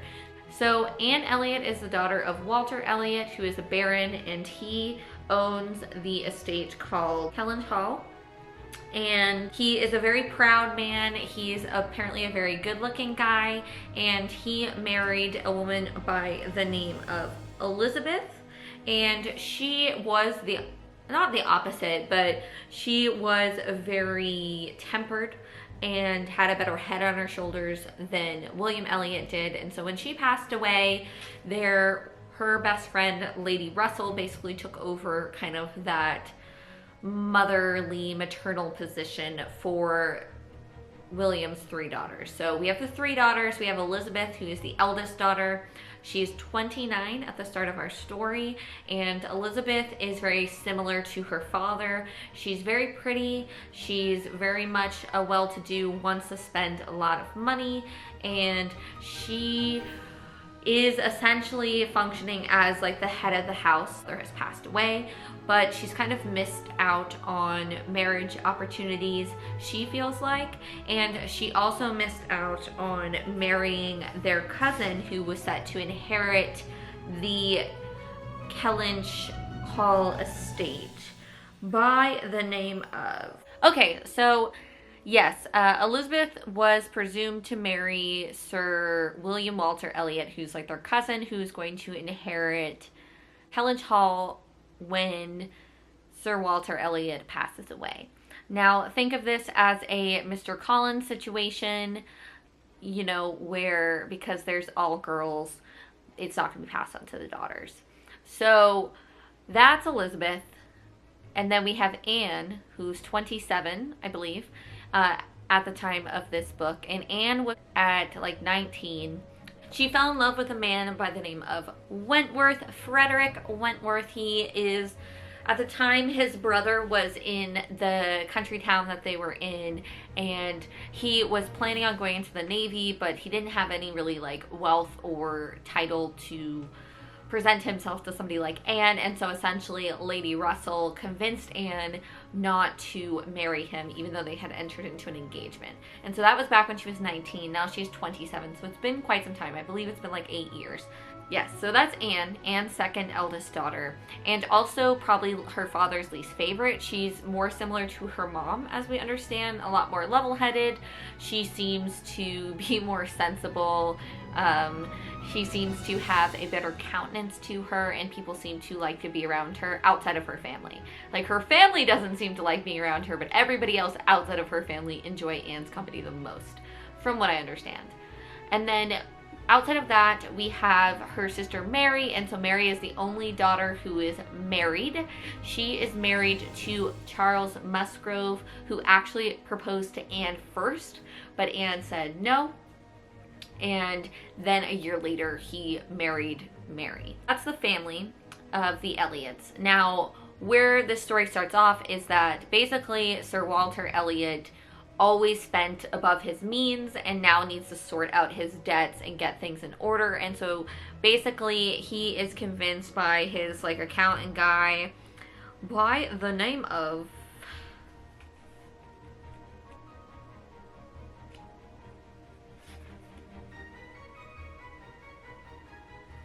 Mr. Shepherd. He's convinced by his accountant, Mr. Shepherd, and Lady Russell that he should basically put Kellynch Hall up for rent and move into a smaller residence so they can save money and he can pay off his debts and be in good standing. And it takes some convincing, but eventually he agrees to it. And so him, Elizabeth, and Mr. Shepherd's daughter, whom Lady Russell doesn't really like, Clay. Her name is Mrs. Clay. That's Mr. Shepherd's daughter. And Lady Russell doesn't like her because she's a bit of a nonsense person and she feels like she's poorly affecting Elizabeth's character. But Anne is asked by Mary to stay behind from Bath. Mary is like always in ill health and kind of annoying. And so she asks for Anne's company. So essentially Anne's plan is she's going to stay with Lady Russell until Lady Russell goes into London for business. And then she's going to stay with Mary at the Upper Cross cottage until Lady Russell comes back, and then go back with Lady Russell and they go up to Bath. So that's where our story starts off. And where things get more complicated is that the tenants whom her father leases out his house to are Admiral Croft and Mrs. Croft. So we learn that Admiral Croft is married to Frederick Wentworth's sister, Mrs. Croft. And so Anne is, to say the least, very nervous about running into who is now we will call Captain Wentworth, so Captain Frederick Wentworth. She's very nervous about meeting him again because she hasn't seen him since they broke off their engagement. But she's kind of dealing with it. So Anne goes to stay with her sister Mary. So as I mentioned, Mary is married to Charles Musgrove. He is the heir to Uppercross, but his parents are still alive. So him and Mary live in like the cottage on the property, and then his parents and then his two sisters, Henrietta and Louisa, still live in Uppercross, and then they like all intermingle all the time. So they all kind of intermingle, and then the Crofts come and are introduced to them, and they start coming for, you know, engagements and stuff like that. And everything's going fine. Anne is well loved by the Musgroves. They enjoy having her there. Well, come to find out that Captain Wentworth is coming to visit. So Anne is presumably pretty concerned about this and basically trying to, for like a good portion of the first act, trying to avoid running into him. But it's pretty hard, obviously. And so when she runs into him, he essentially tries to be cold to her and tries not to pay her too much mind. Is clearly, from a reader's point of view, clearly still hurt by everything that went on with Anne.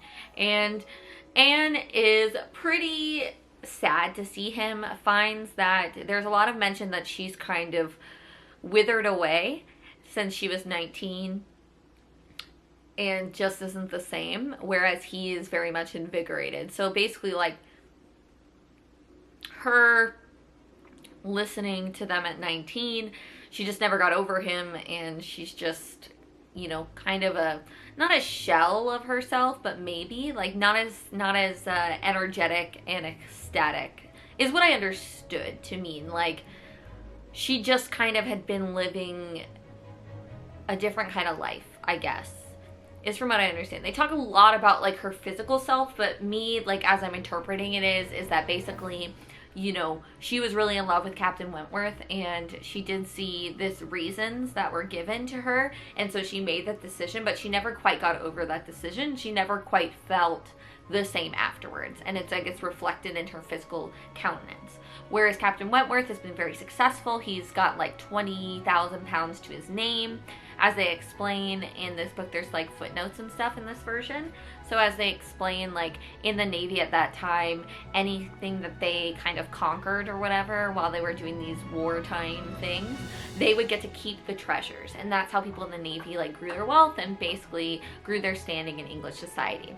So Wentworth seems to be lively. He's very much loved by the Musgroves, and unfortunately for Anne, he is coming every single day.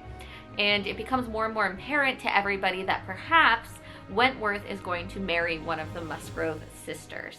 Again, that's Henrietta and Louisa. And so this is even more distressing to Anne because she has to watch him basically woo one of these girls. And then a lot of the story here is spent figuring out, at this point at least, figuring out who he's interested in. Is it Henrietta or is it Louisa? And there's a lot of debate going on. And it seems like, from what we gather, Anne plays a lot of mediator between all of these characters, not Captain Wentworth, but between like her sister and her sister's husband, her not in-laws, her sister's in-laws, and them. Like, she's just mediating between a lot of these people. She seems to have everyone's ears, and like I mentioned, everybody seems to really enjoy her company. She's also good with the children, you know, like, she just comes, it's another silly family. She is a girl in another silly family. So that is really where the story goes at first. And then we start to see that, you know, Austen, because she does that third person omniscient, she does give us insight a little bit into Wentworth. Not as much as before in some of the other books, like she does with like Darcy and things like that, but we get insight that, you know, he still has feelings for Anne. He's trying his damnedest not to show those or show, you know, too much towards her, because he really doesn't want to fall back in love with her. I feel like he feels pretty slighted by her. And then we kind of get the basis idea of why the book's called Persuasion. And it's not necessarily the art of persuading people. Like, that's not necessarily what we're talking about here. What we're talking about here is, do you have a personality that is amenable to others' influence? Or, you know, are you open to hearing other people's opinions and then possibly changing your own?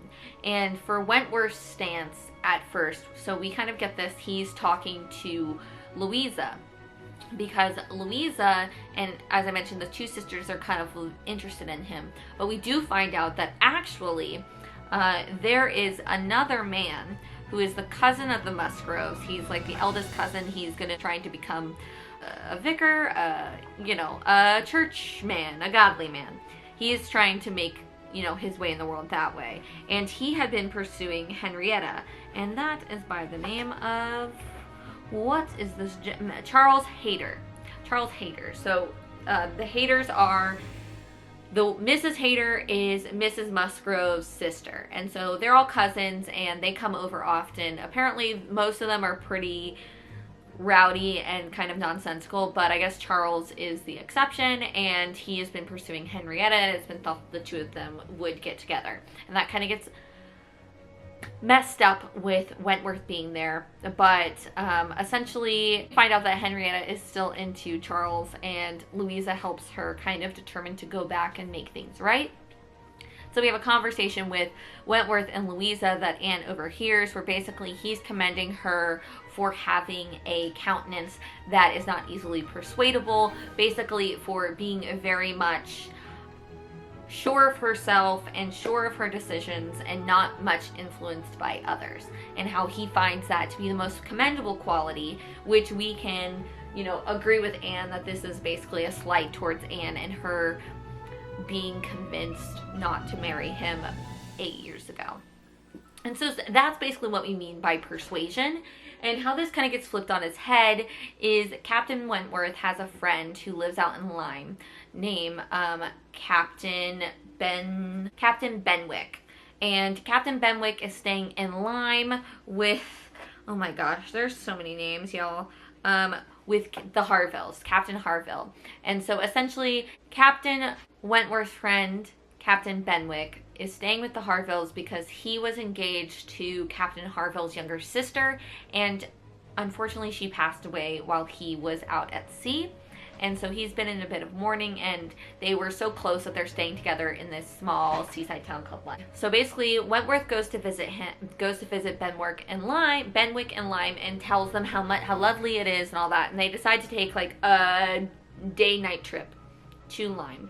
And so the people who go are Captain Wentworth, Charles Musgrove, Mary Musgrove, and Harrietta, and Louisa. And everything's going fine. You know, Anne meets Benwick and they, you know, kind of converse over poetry, and she's kind of helping him because, you know, she hasn't been, in a sense, you know, lost her first love by way of Captain Wentworth, and so she kind of feels for him, and she, you know, her countenance kind of fits well with, you know, him not wanting to be super lively and things like that. And so they become friends, and then they're kind of walking, and from what I understand, there's like a sea wall, and they're kind of walking on there, but it's a pretty windy day, and Louisa wants to be like jump off and be caught by Wentworth. And apparently they had done this before, but Wentworth is kind of like, you know, hey, it's a little windy, this might be a little dangerous, but she's insistent on it. She does it once, everything's fine, but then, and he's like, all right, let's move on, but she's like, no, let's go again, and he's like, no, and then basically something happens where, like, maybe he wasn't expecting her to jump or whatnot, but basically she falls and hits her head,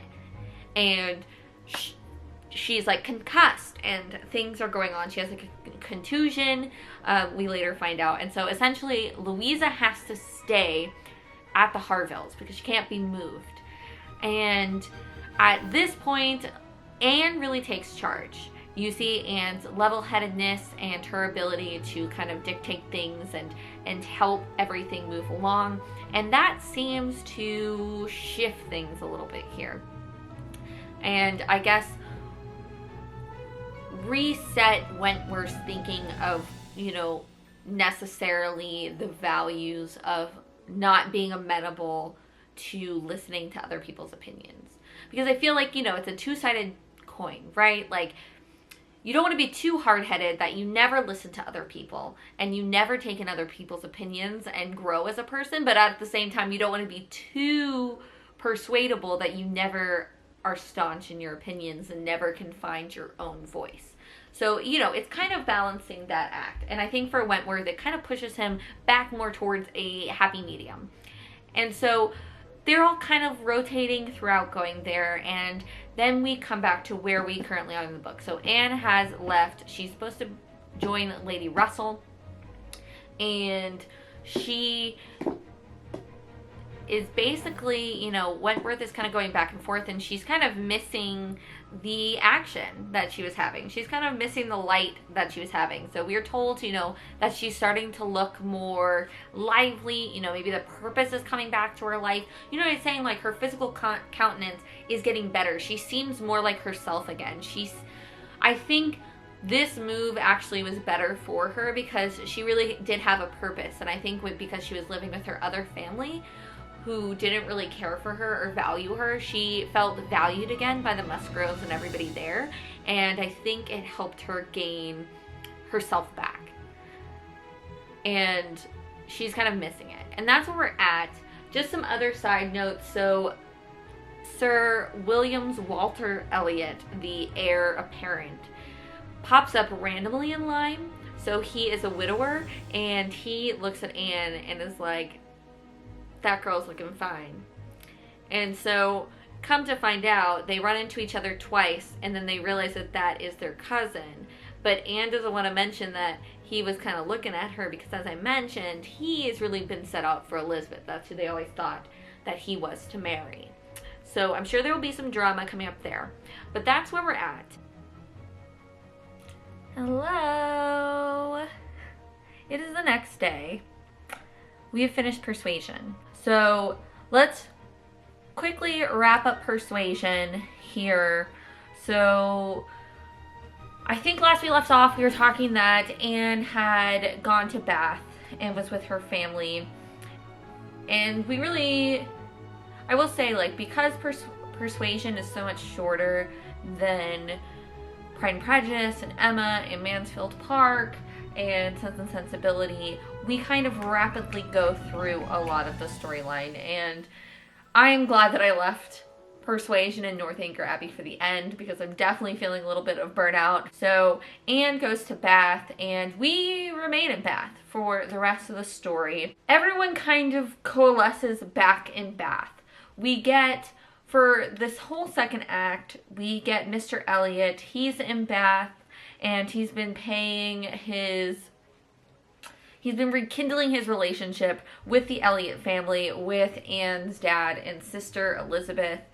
And he clearly is interested in Anne, even though Anne doesn't want to necessarily acknowledge it, but it's pretty obvious to everyone, including Anne, I would say. And in the meantime, of all that happening, Anne ends up reconnecting with an old school friend, Mrs. Smith, who unfortunately had a pretty bad illness, it seems, and has left her, with some kind of chronic illness. So she had some kind of fever and something like that, and I guess it weakened her muscles or something to that effect. So that's why she's in Bath, and unfortunately her husband passed away with a lot of debt, so she's not able to live the quality of life that she was used to beforehand and pay for the services she has in Bath.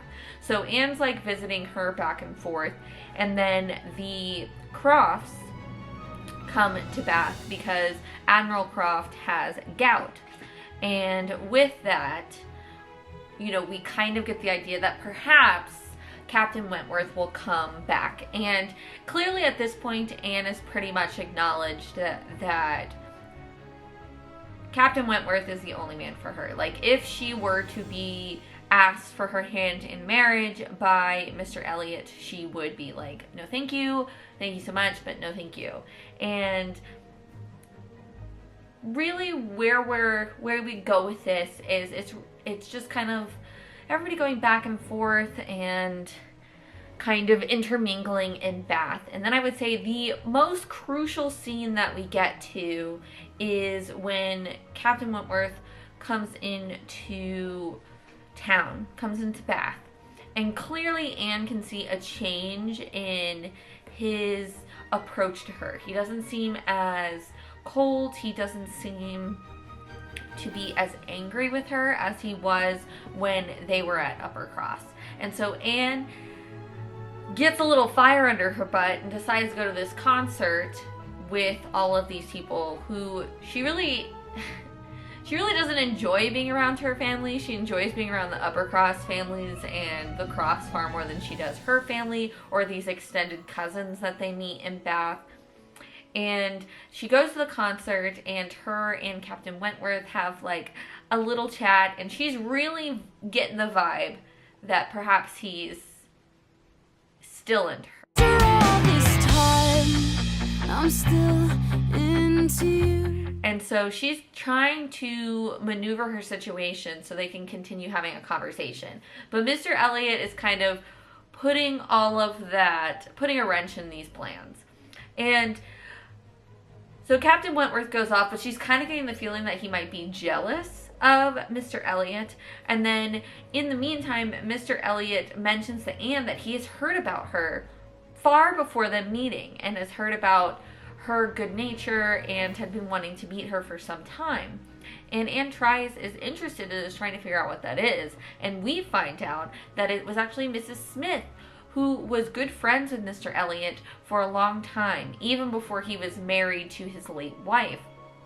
And so her husband and Mr. Elliot were really good friends. And she basically was like, this guy, I've got receipts. She pulls out a letter that she hands to Anne, where he's basically talking shit about her sister and her father to Mrs. Smith's husband, Mr. Smith. And kind of refuting him, saying, I've never spoken ill about you all, blah, blah, blah, all this kind of stuff. And so Mrs. Smith essentially lays out that, in fact, she does think that he does genuinely want to rekindle this relationship now, because as an older man, he sees more value in being a baron than he did when he was in his early 20s. But the real crux of the matter is that when he got wealth, he basically abandoned his friend, and he was set as the person who was supposed to manage his will and affairs after his death to help Mrs. Smith. And he basically just skirted the responsibility and threw her to the side and left her in this situation, because apparently they have some land in Antigua, which a lot of people seem to have land in Antigua. So she was originally going to entreat Anne to help her with this, because she thought that it was a sealed deal, that Mr. Elliot was going to proposed to Anne, and Anne was going to accept. But she finds out that basically Anne's not that interested in him, and so she tells him all this tea, and Anne had kind of had an inkling that there was something off about Mr. Elliot for a while, and so now she's like, aha, there it is. There we are. We found it.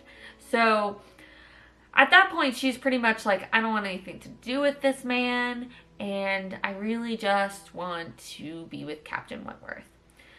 So in the midst of that, suddenly the Musgroves pop up, and Anne is excited to see them, and all of them are suddenly thrust back together as they were in Uppercross, which puts Anne in the circle again, like easily makes it for her to see Captain Wentworth often. And basically, the real climax of the story here is Anne is having a conversation with Admiral Harville about Captain Benwick and Louisa's marriage, and basically arguing over the merits of who feels more after a breakup or a loss of a loved one, men or women. And so, Anne's taking women's side, and Admiral Harville's taking the men's side, and they're going back and forth about this. And Captain Wentworth is like, to where he drops his pen, like in the middle of this conversation. So clearly he's trying to understand what Anne's saying. And essentially he's like writing this note that he's supposed to be sending to, I think he's supposed to be sending it to Captain Benwick, because there's like a portrait that he wants to give to Louisa that was originally intended for his sister. And so he's writing this note, and then he like storms off, and she's like, oh shit, well, great. But then he comes back and says he's forgot his gloves, and Anne was like sitting there, and he just hands her a note. And this note gave me all the feels. It was so cute. I was so ready for it. I really did like their relationship, and could clearly see on both sides that these people never stopped loving one another. And that's basically what his note was saying. He was like, I was so overjoyed to see that you felt the same way that I did. And honestly, I had been so angry at you that I was hiding the fact that I wanted to be with you. And essentially was like, I did not realize that I was putting so much attention to Louisa that it was basically assumed that we were going to get married. So I felt like I couldn't dishonor her. So if she still wanted to get married, then I was going to honor that, whether or not I was in love with her. And essentially when Captain Benwick and Louisa, which I don't think I mentioned this, they get engaged. Because like they're spending a lot of time together while she's recovering in Lyme, and they basically fall in love and get engaged. So it basically, that happening opened it up for Captain Wentworth to go after Anne, because after everything that happened in Lyme, he really came to understand that there was just nobody that he loved more than Anne. There was never going to be a woman that he wanted more than Anne. And so he's like, his family was going to her family was going to have a party, and he was invited, and he was like, just let me know however you can, and that will determine whether I come to your house or not tonight, and if this happens. And so Anne is distraught. She wants to get to him. She wants to figure it out. So she's basically like, I'm sick. I gotta leave. I gotta go home. And so her brother-in-law, Charles, walks her out. And lo and behold, who do they run back into? Because clearly he is so concerned about this note that he's just like kind of aimlessly walking around Bath. They run into each other, and Charles is excited because Charles actually had an appointment to go look at some kind of musket or something like that. And he's basically like, can you walk Anne home? And he's like,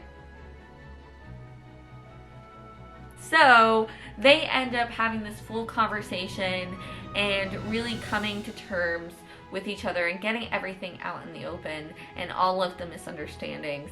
And what was interesting was that, like, Anne basically was like, I don't regret what happened, because I don't think that Lady Russell was trying to hurt us by having us cancel the engagement, and I don't think I would have been happy with her being displeased with me at the age of 19. And you know, I know now that we truly love each other, and this wasn't like a fleeting thing. And I think it's proof to everybody that, you know, 8 years later, we still want to be together. And he is kind of like, yeah, but still I'm not quite too happy with her, but we'll see how it goes. And then he, you know, as I kind of talked about before, acknowledges that there is more of a balance between, you know, being stubborn and being persuadable. And, you know, there is an in-between where you can be of your own opinions and strong in your sense of self without needing to be obstinate. So basically, like, comparing her and Louisa and saying, you know, now I understand the difference and I understand where you're coming from better than I did, you know, 8 years ago. And so essentially they're kind of rectifying all of that. And then we get our typical Jane Austen wrap up. So they get to be happily married, and we actually find out that Mr. Elliot, not being able to procure Anne as his wife, just basically like dips from the whole situation. And Mrs. Clay, who was essentially what we understand the reason that he even came to reconcile with the family, because he heard rumors that she was trying to like marry Anne's dad and there, you know, usurp possibly Mr. Elliot's claim. That he ends up kind of coming to a deal with Mrs. Clay of like, I will keep you happy. You can be your widowed self and have all of this free agency, and I will be your benefactor if you do not marry Sir Walter and like usurp my position. And so essentially they run off. Elizabeth is left to basically stay in her position as an unmarried woman and, you know, run the estate until her father dies. And then Anne and Captain Wentworth are happy. Mary's pretty happy for them. Everybody's pretty happy for them. He helps Mrs. Smith with that situation that Mr. Elliot wouldn't help her with, and she's like a frequent visitor of the two, and we have a really happy ending, and I was glad. It was great. I liked Persuasion a lot. I think that it's a very digestible Jane Austen novel and gives us all of the interactions, less superfluous kind of information that we got. And I did really like Anne as a character. I thought she seemed to be a woman who, you know, found her purpose again, and not just through love, which I thought was great. Like, she found her purpose in being around people who valued her instead of being around her family, and that really brought back her sense of self and her vigor for life. And I really liked that aspect of the story too.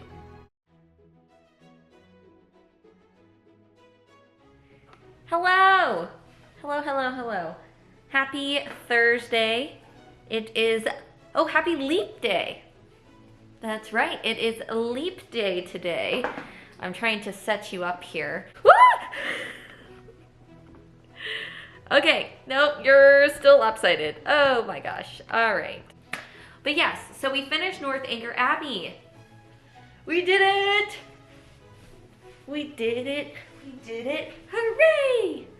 Yeah, so we finished it today, but I thought it was super funny. It's a satire, and I thought it was really funny. I thought there were going to be more nefarious things going on than there were. I don't know if I want another coffee. So, what were you saying? Northanger Abbey. Yes. Now let me endeavor to quickly give you kind of the who's of Northanger Abbey. So Northanger Abbey is actually the first novel that Jane Austen like fully developed and sent to publishers, and then for some reason or another, even though it was the first one that a publisher like was like, yeah, I'd like your novel, didn't get published until after her death. It was actually published with Persuasion after her death, so they were published at the same time. But this is an earlier writing of Austen. And according to what I read, Austen, in her youth, preferred satires. So this is a satire of a Gothic novel. Catherine, our main character, Catherine Morland, she is a young girl of like 17, 18 years old, and as is typical in Jane Austen fashion, she gets invited by some wealthy neighbors, the Allens, to go to Bath with them for 6 weeks. And at first, Catherine is pretty bored because the Allens don't know anybody in Bath, and so like they're not getting invited to attend things, and they don't have anybody else to chat with at the dances, and she's not getting asked to dance. But they go down to this dance hall, and the proprietor, the person who's kind of leading the party, introduces them to Henry Tilly. And Henry is a lovely character. He is probably definitely one of my favorites now that I've read all the stories, romances. Like one of my favorite romantic partners. I think he's very witty and likes to play, like Austen plays a lot with language in this book.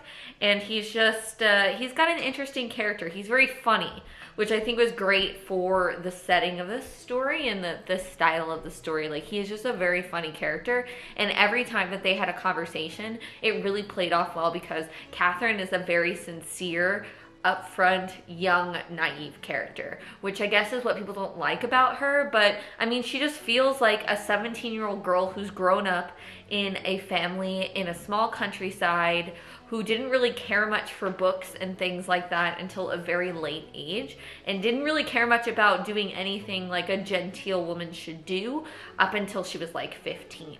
So she's not, as I would say, as learned as some of our other characters, and she really was just never seen the world or been exposed to many people outside of her very large family.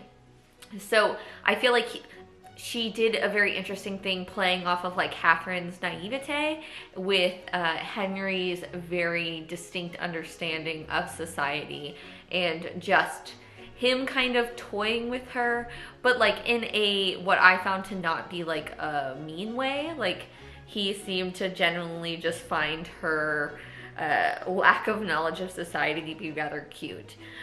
So she meets him and becomes pretty enamored with him from the get-go, and then doesn't see him for a while. And in the meantime, Catherine and Mrs. Allen run into an old friend of hers, the Thorpes, Mrs. Thorpe, who's like an old like school friend of Mrs. Allen.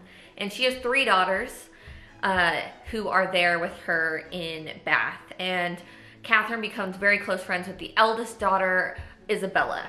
And so she, like, suddenly things are improved outside of her not seeing Mr. Henry Tilly. Outside of her not seeing him, she's having a great time. It's greatly improved their experience in Bath.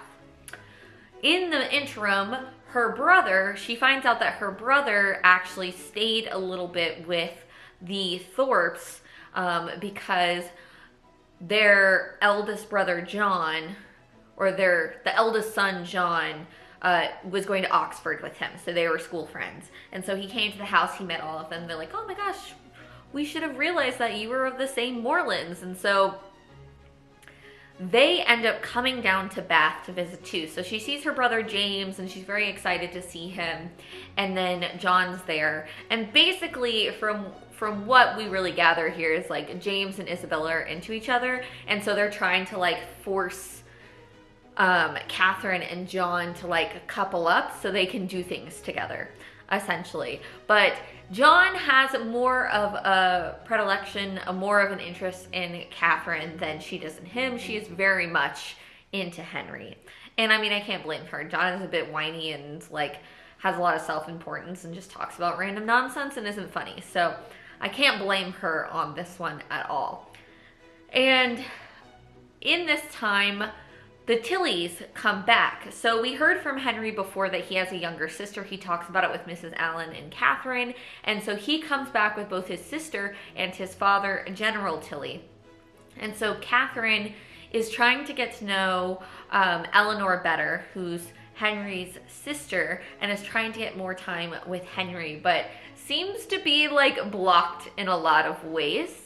But eventually we get to the point where she has like this predetermined time to go walk with Eleanor, but then it rains, and then her brother and Isabella and John come and they're like, no, we're gonna take this ride. We actually saw them, they're leaving. Basically convince her to not wait for them.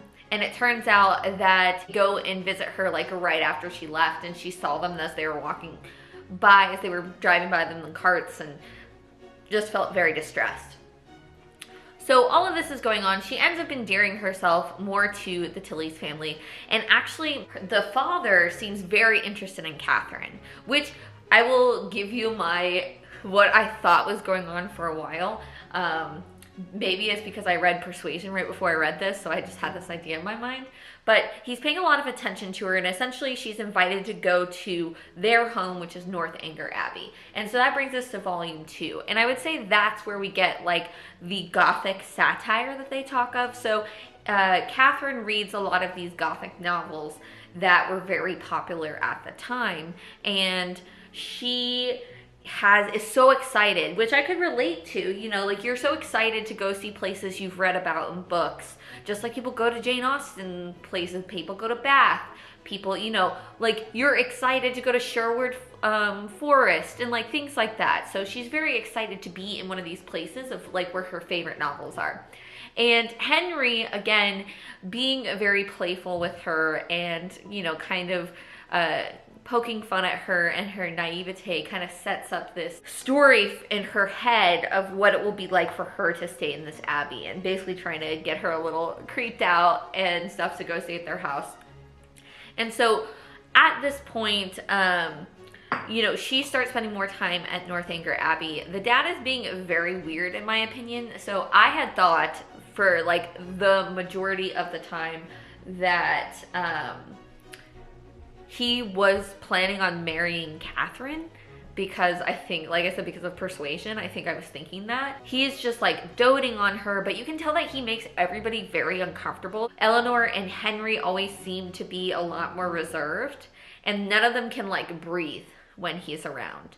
But Catherine starts building a theory up in her head that the general actually killed his wife. So we find out early on from Eleanor that her mother passed away, and it was like 9 years ago, and he won't let them in the room, and you know, just she wouldn't let her paintings stay in their common rooms, and so she just surmises that the dad did something nefarious. And so she has all this playing in her head, and again, a lot of this is, you know, just a teen getting excited about it being in a place she's always envisioned. And so she sneaks into the mother's room because they keep getting like caught and not going in there, and she actually runs into Henry because there's like a staircase that comes up from the stables. And essentially Henry kind of, not like, he doesn't chastise her, but in a way he does. Like, again, like he's obviously older and knows more of the ways of the world. So he basically kind of puts her back in her place and kind of resets her vision of what's going on. And she feels bad, and she learns from this, and she kind of puts away all of this Gothic nonsense. And so at that point, the satire, I would say, of the Gothic novel kind of goes away. But we still get this feeling that the dad is just super weird. And in the interim of all this going on, I realized I forgot this point. So before they leave Bath, Isabella and James, Catherine's brother, get engaged. But it turns out that they thought that the Morlands were more like well off than they were. And so when she finds out they're only gonna get 400 pounds a year from his dad, and then their engagement is gonna be like 2 to 3 years before they can give it to him because they have like 10 kids, she clearly grows a little bit colder about Catherine's brother, James. And at the same point, another Tilly comes to visit, and that is Captain Tilly, who is the eldest son. and he takes an interest in Isabella. And Catherine, again, being so naive, doesn't really pick up on the fact that her friend Isabella is kind of allowing herself to be courted by him, even when she is engaged to James. And to the fact where Catherine does have a conversation with Henry about this at one point. And, you know, it's kind of like this balancing of like, you know, she's a flirt, she isn't treating these like it's, you know, it's between them, they're adults, they'll figure it out, don't worry about it kind of thing. And where to place the blame, especially because she's like, you have to tell your brother that she's engaged. And he's like, he very much well knows that she's engaged. And, you know, so Henry's like, this is not our business to get involved in kind of situation. So that's kind of put on pause. But as they're there, she expects to receive letters from Isabella and doesn't. But then one day she receives a letter from James, basically telling her that the engagement's broken off. Isabella thought she was going to marry Captain Tilly, and basically how Isabella is, you know, ambitious and kind of a shitty person. She shares this information with Henry and Eleanor, and they're like, oh, don't, you know, they were like, he basically says like they're gonna get engaged, but they're like, that's never gonna happen. She's of no consequence. My father wouldn't let that happen. And so they're all kind of waiting news from their brother, but it never comes. And in the meantime, Catherine is really under the impression that the general wants her to be his daughter-in-law. And I'm telling you, y'all, I really thought he was more like, this is gonna be my second wife kind of situation. So I'm glad it didn't turn out that way. Doesn't make like what happened, you know, to Catherine not less that. Hi, puppies. They're having a great time. The dad goes off to London and everything is good. Henry has to leave. So Henry doesn't actually live in the house, but he stays there. He lives there, but he also has his own parsonage. So he's a clergyman, like many second sons are in these books. And so he's like 20 miles off and he has to go back to do his sermon and stuff like that. And so he leaves the house. And when he's leaving the house, Eleanor and Catherine are just hanging out, having a great old time, when her brother suddenly comes up. And so Catherine goes up to her room because she's not quite ready to see their brother, considering like all the hoopla that was going on with her brother. And so she goes up to her room and Eleanor comes, and Eleanor is just like really upset. And so she helps her figure it out and basically tells her that her father was like, we have to go to London and you have to leave tomorrow. And this is like a big slight in Regency era to send like your guest and not to like with such short notice, and then doesn't even give her the affordance of like a servant taking her. So she's just like a young girl traveling by herself, which is like a, you know, kind of a no-no.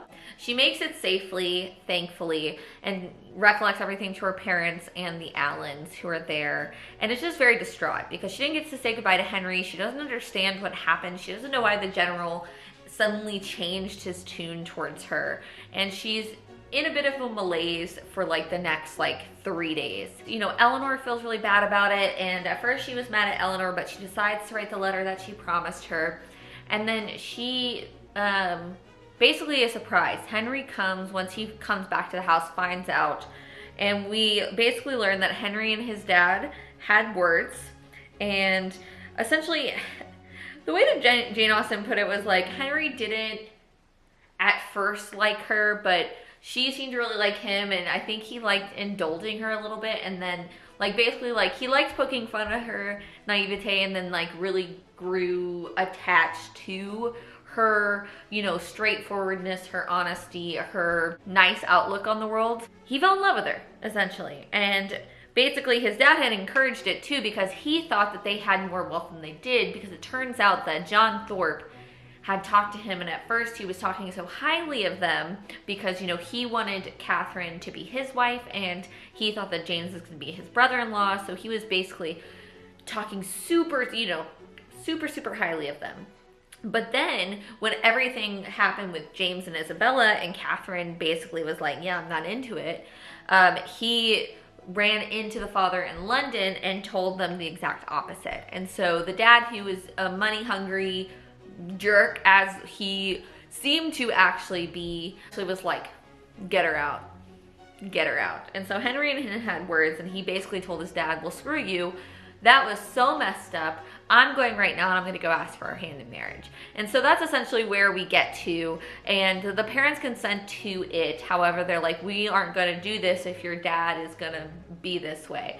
So until we hear that he has figured his shit out, we're not letting you marry our daughter. Well, turns out that in the interim, Eleanor's guy, who we didn't hear anything about because he wasn't in the story, but he ends up inheriting a lordship. He becomes a viscount, and he ends up marrying Eleanor, which makes the dad happy, and then Eleanor speaks on behalf of Catherine and Henry and helps everybody patch up, and then they get married, and everybody is happily ever after, as is the end of a Jane Austen novel.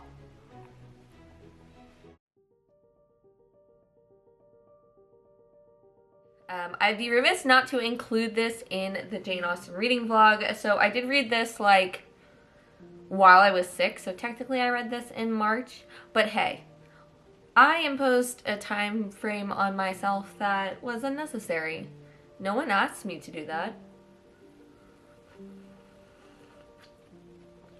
But needless to say, we have read all of Jane Austen's works now, except for some of like her side stuff, but you know, most of the fiction that's most touted for Miss Austen, which includes the compilation of some uncompleted stories that Jane Austen was working on that eventually got put to print after her death.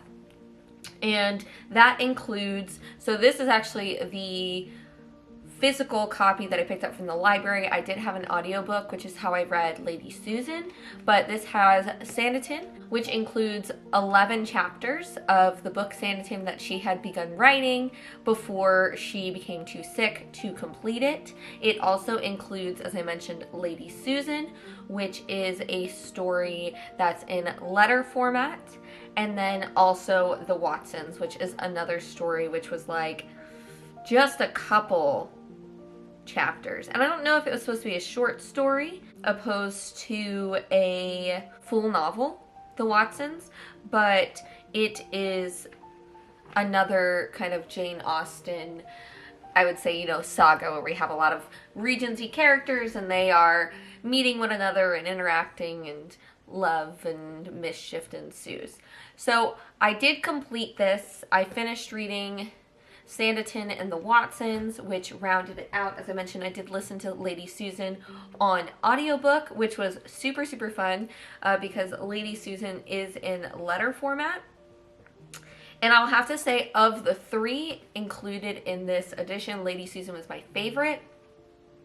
So Lady Susan revolves around the character Lady Susan, who is a widow. Her husband, Mr. De Courcy, passes away, and she is a witty, flirtatious woman who is looking for a next place to find a husband, secure more wealth for herself, and in the process she ends up going to live with her brother-in-law, and her brother-in-law's wife is Mrs. Vernon, is very skeptical of Lady Susan, and a big part of that was because she actually was against their marriage, so they've always kind of been on a bad foot, but they hear from society that Lady Susan is causing a lot of problems, that she's a big flirt, that, you know, she is wedging herself between people who are proposed and people who are married, and there's all sorts of gossip and rumors swirling around her. But they invite her, she ends up coming to the house and meeting Mrs. Vernon's brother, who Lady Susan he had like a bad opinion of her, but she kind of gets him in her clutches and they formed this relationship. So the sister's very concerned. And then Lady Susan also has a daughter named Frederica, who she talks very poorly of, and she had put in a boarding school. And we as a reader are getting like multiple perspectives. So we're getting Lady Susan's, we're getting her BFF Mrs. Johnson's accounts of what's going on.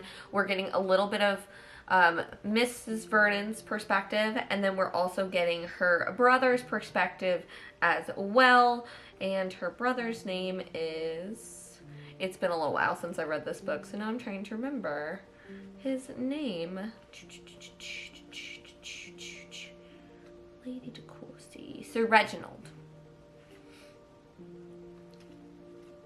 And we're getting accounts of all of these people, and essentially like Lady Susan is the opposite of most of the heroines in a Jane Austen novel. She is going against all of the norms of society, and she does seem to be a bad actor. Realistically, like she's more like some of the other characters that we see in Jane Austen's novels who create all the drama. So I would say she's more like a Wickham or a Willoughby than she is like a Lizzie Bennet or a Eleanor or a Fanny or anything like that. So it's really fun, and I like the letter writing style. I thought it made the story fun to like kind of piece everything together. And I gave that one, I think I gave that one like 4 stars or 4.5 stars. I had a really fun time with it. Overall, I gave this whole book like 3.5 because I was actually really disappointed in Sanditon. So Sanditon is the story of a girl named Charlotte Haywood, yes. Of a girl named Charlotte Haywood. She is from a small countryside town, and they end up helping out a family that comes in, and that is the Parkers, and the Parkers live in a seaside town called Sanditon that they're trying to, to make the next destination for people to come on holiday, to feel the benefits of dipping into the ocean and just trying to invest in this town and make it a destination place for high society in London. And she ends up getting invited after they help the Parkers, after their carriage gets turned over and Mr. Parker's ankle is hurt, so they end up helping him because there's no doctors in the area and they were actually looking for a doctor. And so Charlotte ends up going to Sanditon with them and basically just meets the cast of characters there that live in the seaside town, and as they're trying to get people to visit it. And if you watch the show that PBS Masterpiece put together, you'll see that they kind of extrapolated from the first 11 chapters here, and we do see most of the characters that were introduced in the show from this book here, and kind of it's just setting them all up. But honestly, I didn't really like Charlotte's voice. I didn't feel like we were getting too much from her, and I don't know if I would have been as excited to read that one if it had been completed, just based off of what I was getting. Now, of course, a lot of Jane Austen's Act 1s focus on introducing our full cast of characters, which makes them a little bit slower. But I think if you compare Sanditon to the Watsons, which focuses on, as the book notes, this family called the Watsons.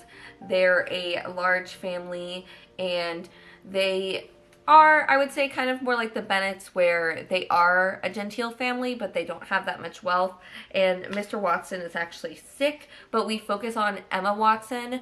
I know, not that Emma Watson, but we focus on Miss Emma Watson. She had been living with her wealthy aunt and uncle for most of her life, so she hasn't had much relationship with her actual family, but she ends up moving back because her aunt's husband passes away and she gets remarried and moves to Ireland and does not go with them. So she gets reintroduced to the society she would have been in if she hadn't lived with her aunt and uncle. And because she lived with her aunt and uncle, she has a very different outlook on life than most of her family and the people in this town. And she ends up getting invited to go to the Edwards, who are a rich family in the town, and they host a lot of balls and things like that. And the father is good friends with Mr. Watson, so he always invites the daughters of the Watsons to come to these balls. So Emma ends up going to this, and she gets introduced to a cast of characters there in this town, basically befriending this family, the Osbornes, who are like the richest family in this town, because she ends up dancing with the young son who came to the ball of the aunt of the sister of the wife of Mrs. Osborne, and essentially, you know, ingratiating herself with this family. But, you know, because these are a lot of these stories aren't finished, I feel like we don't have to go down the rabbit hole of them because we're not going to get the satisfaction of the ending. But I did feel more connected with Emma. I thought the voice was stronger in the Watsons than I did with Sanditon. So I'd have to say, like, Lady Susan was my favorite of the 3 stories. But I would have read the Watsons. I was pretty intrigued to kind of see where things were going to go. And then Sanditon I'd probably put at the end. But that is a brief overview of this book. Like I said, none of these are completed, but it is interesting to see where things might have continued and what aspects of society Jane Austen might have explored had she continued on with these stories. So I really enjoyed this. It was nice to read like a very short story while I was sick in bed. We did it. It's done. We have read all 6 of Jane Austen's fully published novels, and in addition read some that were not finished. And it was a time, y'all. I thoroughly enjoyed every aspect of reading these books. I really dug deep into trying to make my life as Austen-esque as I could to really get in the spirit of reading all of these books. And some of them were hits, some of them were misses, but generally speaking, these were my rankings here. So as you can see, Pride and Prejudice is number 1 for me, and I don't think that's going to change. I felt like Pride and Prejudice served everything that I was looking for in that book, especially having seen so many adaptations of it, having read adaptations.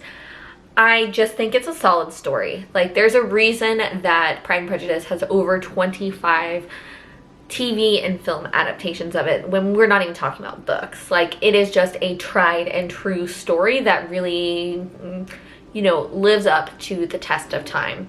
Outside of that, I put Persuasion as number 2, which I feel like all of my reviews are kind of controversial, but I felt like with Persuasion, it took all of the good of some of the other novels and then just shortened it. So we moved quickly through it. I liked Anne Elliot as a character. I liked what it was saying about growth, and I liked what it was saying about the idea of persuasion and about, you know, finding that happy median. I really liked all of that, and I thought Captain Wentworth in Anne Elliot's love story was a fairly positive one overall, and kind of translates well to a modern audience. After that, I'm gonna put Emma. I still really liked Emma. I think why Emma's lower than Persuasion is just Persuasion I was pleasantly surprised by, whereas Emma I was kind of disappointed in it. I kind of touched on that in the Emma piece, so I don't want to take up too much time talking about it, but I do think I am going to revisit reading Emma. I think I'm either going to reread Emma or reread Pride and Prejudice when I go on my Jane Austen experience with Heather later on this year. Outside of that, I'm going to put Mansfield Park as number 4. And I just really thought that Mansfield Park had great characterization. It had a lot of showing and not telling, which we do get sometimes in Jane Austen novels. So I felt like I was really able to understand all the characters. And then I felt that it seemed like Jane Austen was kind of going out of her comfort zone and writing a character who doesn't have as much agency and, you know, isn't really likable to her readers. Even though she said that Emma wasn't likable, I feel like Fanny is not well liked. Do you have to go this way, Pumpkin? Hold on, Pumpkin wants to get in the window. Come here, come on. Number 5, I'm gonna put Northanger Abbey. As I talked about in my Northanger Abbey piece, I just had a lot of fun. And Henry, I think, is possibly my favorite male lead. I just like how enigmatic he is and quirky. I just found his character really interesting and fun. So I really liked him, and then I just liked the satire of it. I thought it was a funny book. It was a fun romp, and I had a good time. And lastly, and I didn't rate Sanditon and Lady Susan and all of them in these rankings just because they're not completed works. I did talk about like my thoughts on the 3 in that piece if you want to see like how I would rank those. But my last is Sense and Sensibility. And I know Sense and Sensibility was like the longest clip, so it's kind of strange that it's my least favorite. But I just felt like even though Northanger Abbey was technically the first book that Austen completed, Sense and Sensibility was the first one published, and I feel like you see a real jump in Austen's capabilities of giving us character and giving us character moments and showing us aspects of characters instead of telling us, and I felt like that was my biggest issue with Sense and Sensibility, is I just felt like I was getting the longest gossip column that I've ever read in my entire life. And then I just didn't feel like the payoff for our main characters was anything that I personally liked. And I know some people really love Sense and Sensibility, and it is super gossipy. It is like Jane Austen's Gossip Girl in a way. So I know there's a lot of scandal in there. And, you know, maybe it'll be a book that I read again at a later date. Hello, Pumpkin, come on. At a later date and see if my mind has changed. But at this point in time, Sense and Sensibility was probably my most disappointing because I know a lot of people do like it and I just didn't vibe with it. So that one is sitting there at number 6. But with that, made it through the entirety of this video. To put in the comments what your favorite or least favorite Jane Austen novel is, or if you just want to post your whole rankings, I'd love to hear it. Thank you for coming on this journey with me. I know that some of the things I said might seem strange. I feel like I am definitely in the minority in some of my rankings, so that is a-okay because reading is all subjective. I hope you just had fun with me, kind of living vicariously through me as I attempted to read all of these Jane Austen novels. And stay tuned. I have some more Regency fun videos that I want to put together. I've been really inspired by this and I'm just having a great time, so I thought I'd bring you more of that content. If you feel like sticking around for some more bookish and nerdist content, feel free to subscribe, give this video a thumbs up, and do all those wonderful things. So appreciated here. I upload every Sunday and sometimes on Wednesdays. And in the meantime, I hope you read a good book. I hope you find some joy. And of course, I hope that you do something to make the world a better place. And I will see you in my next video. Bye!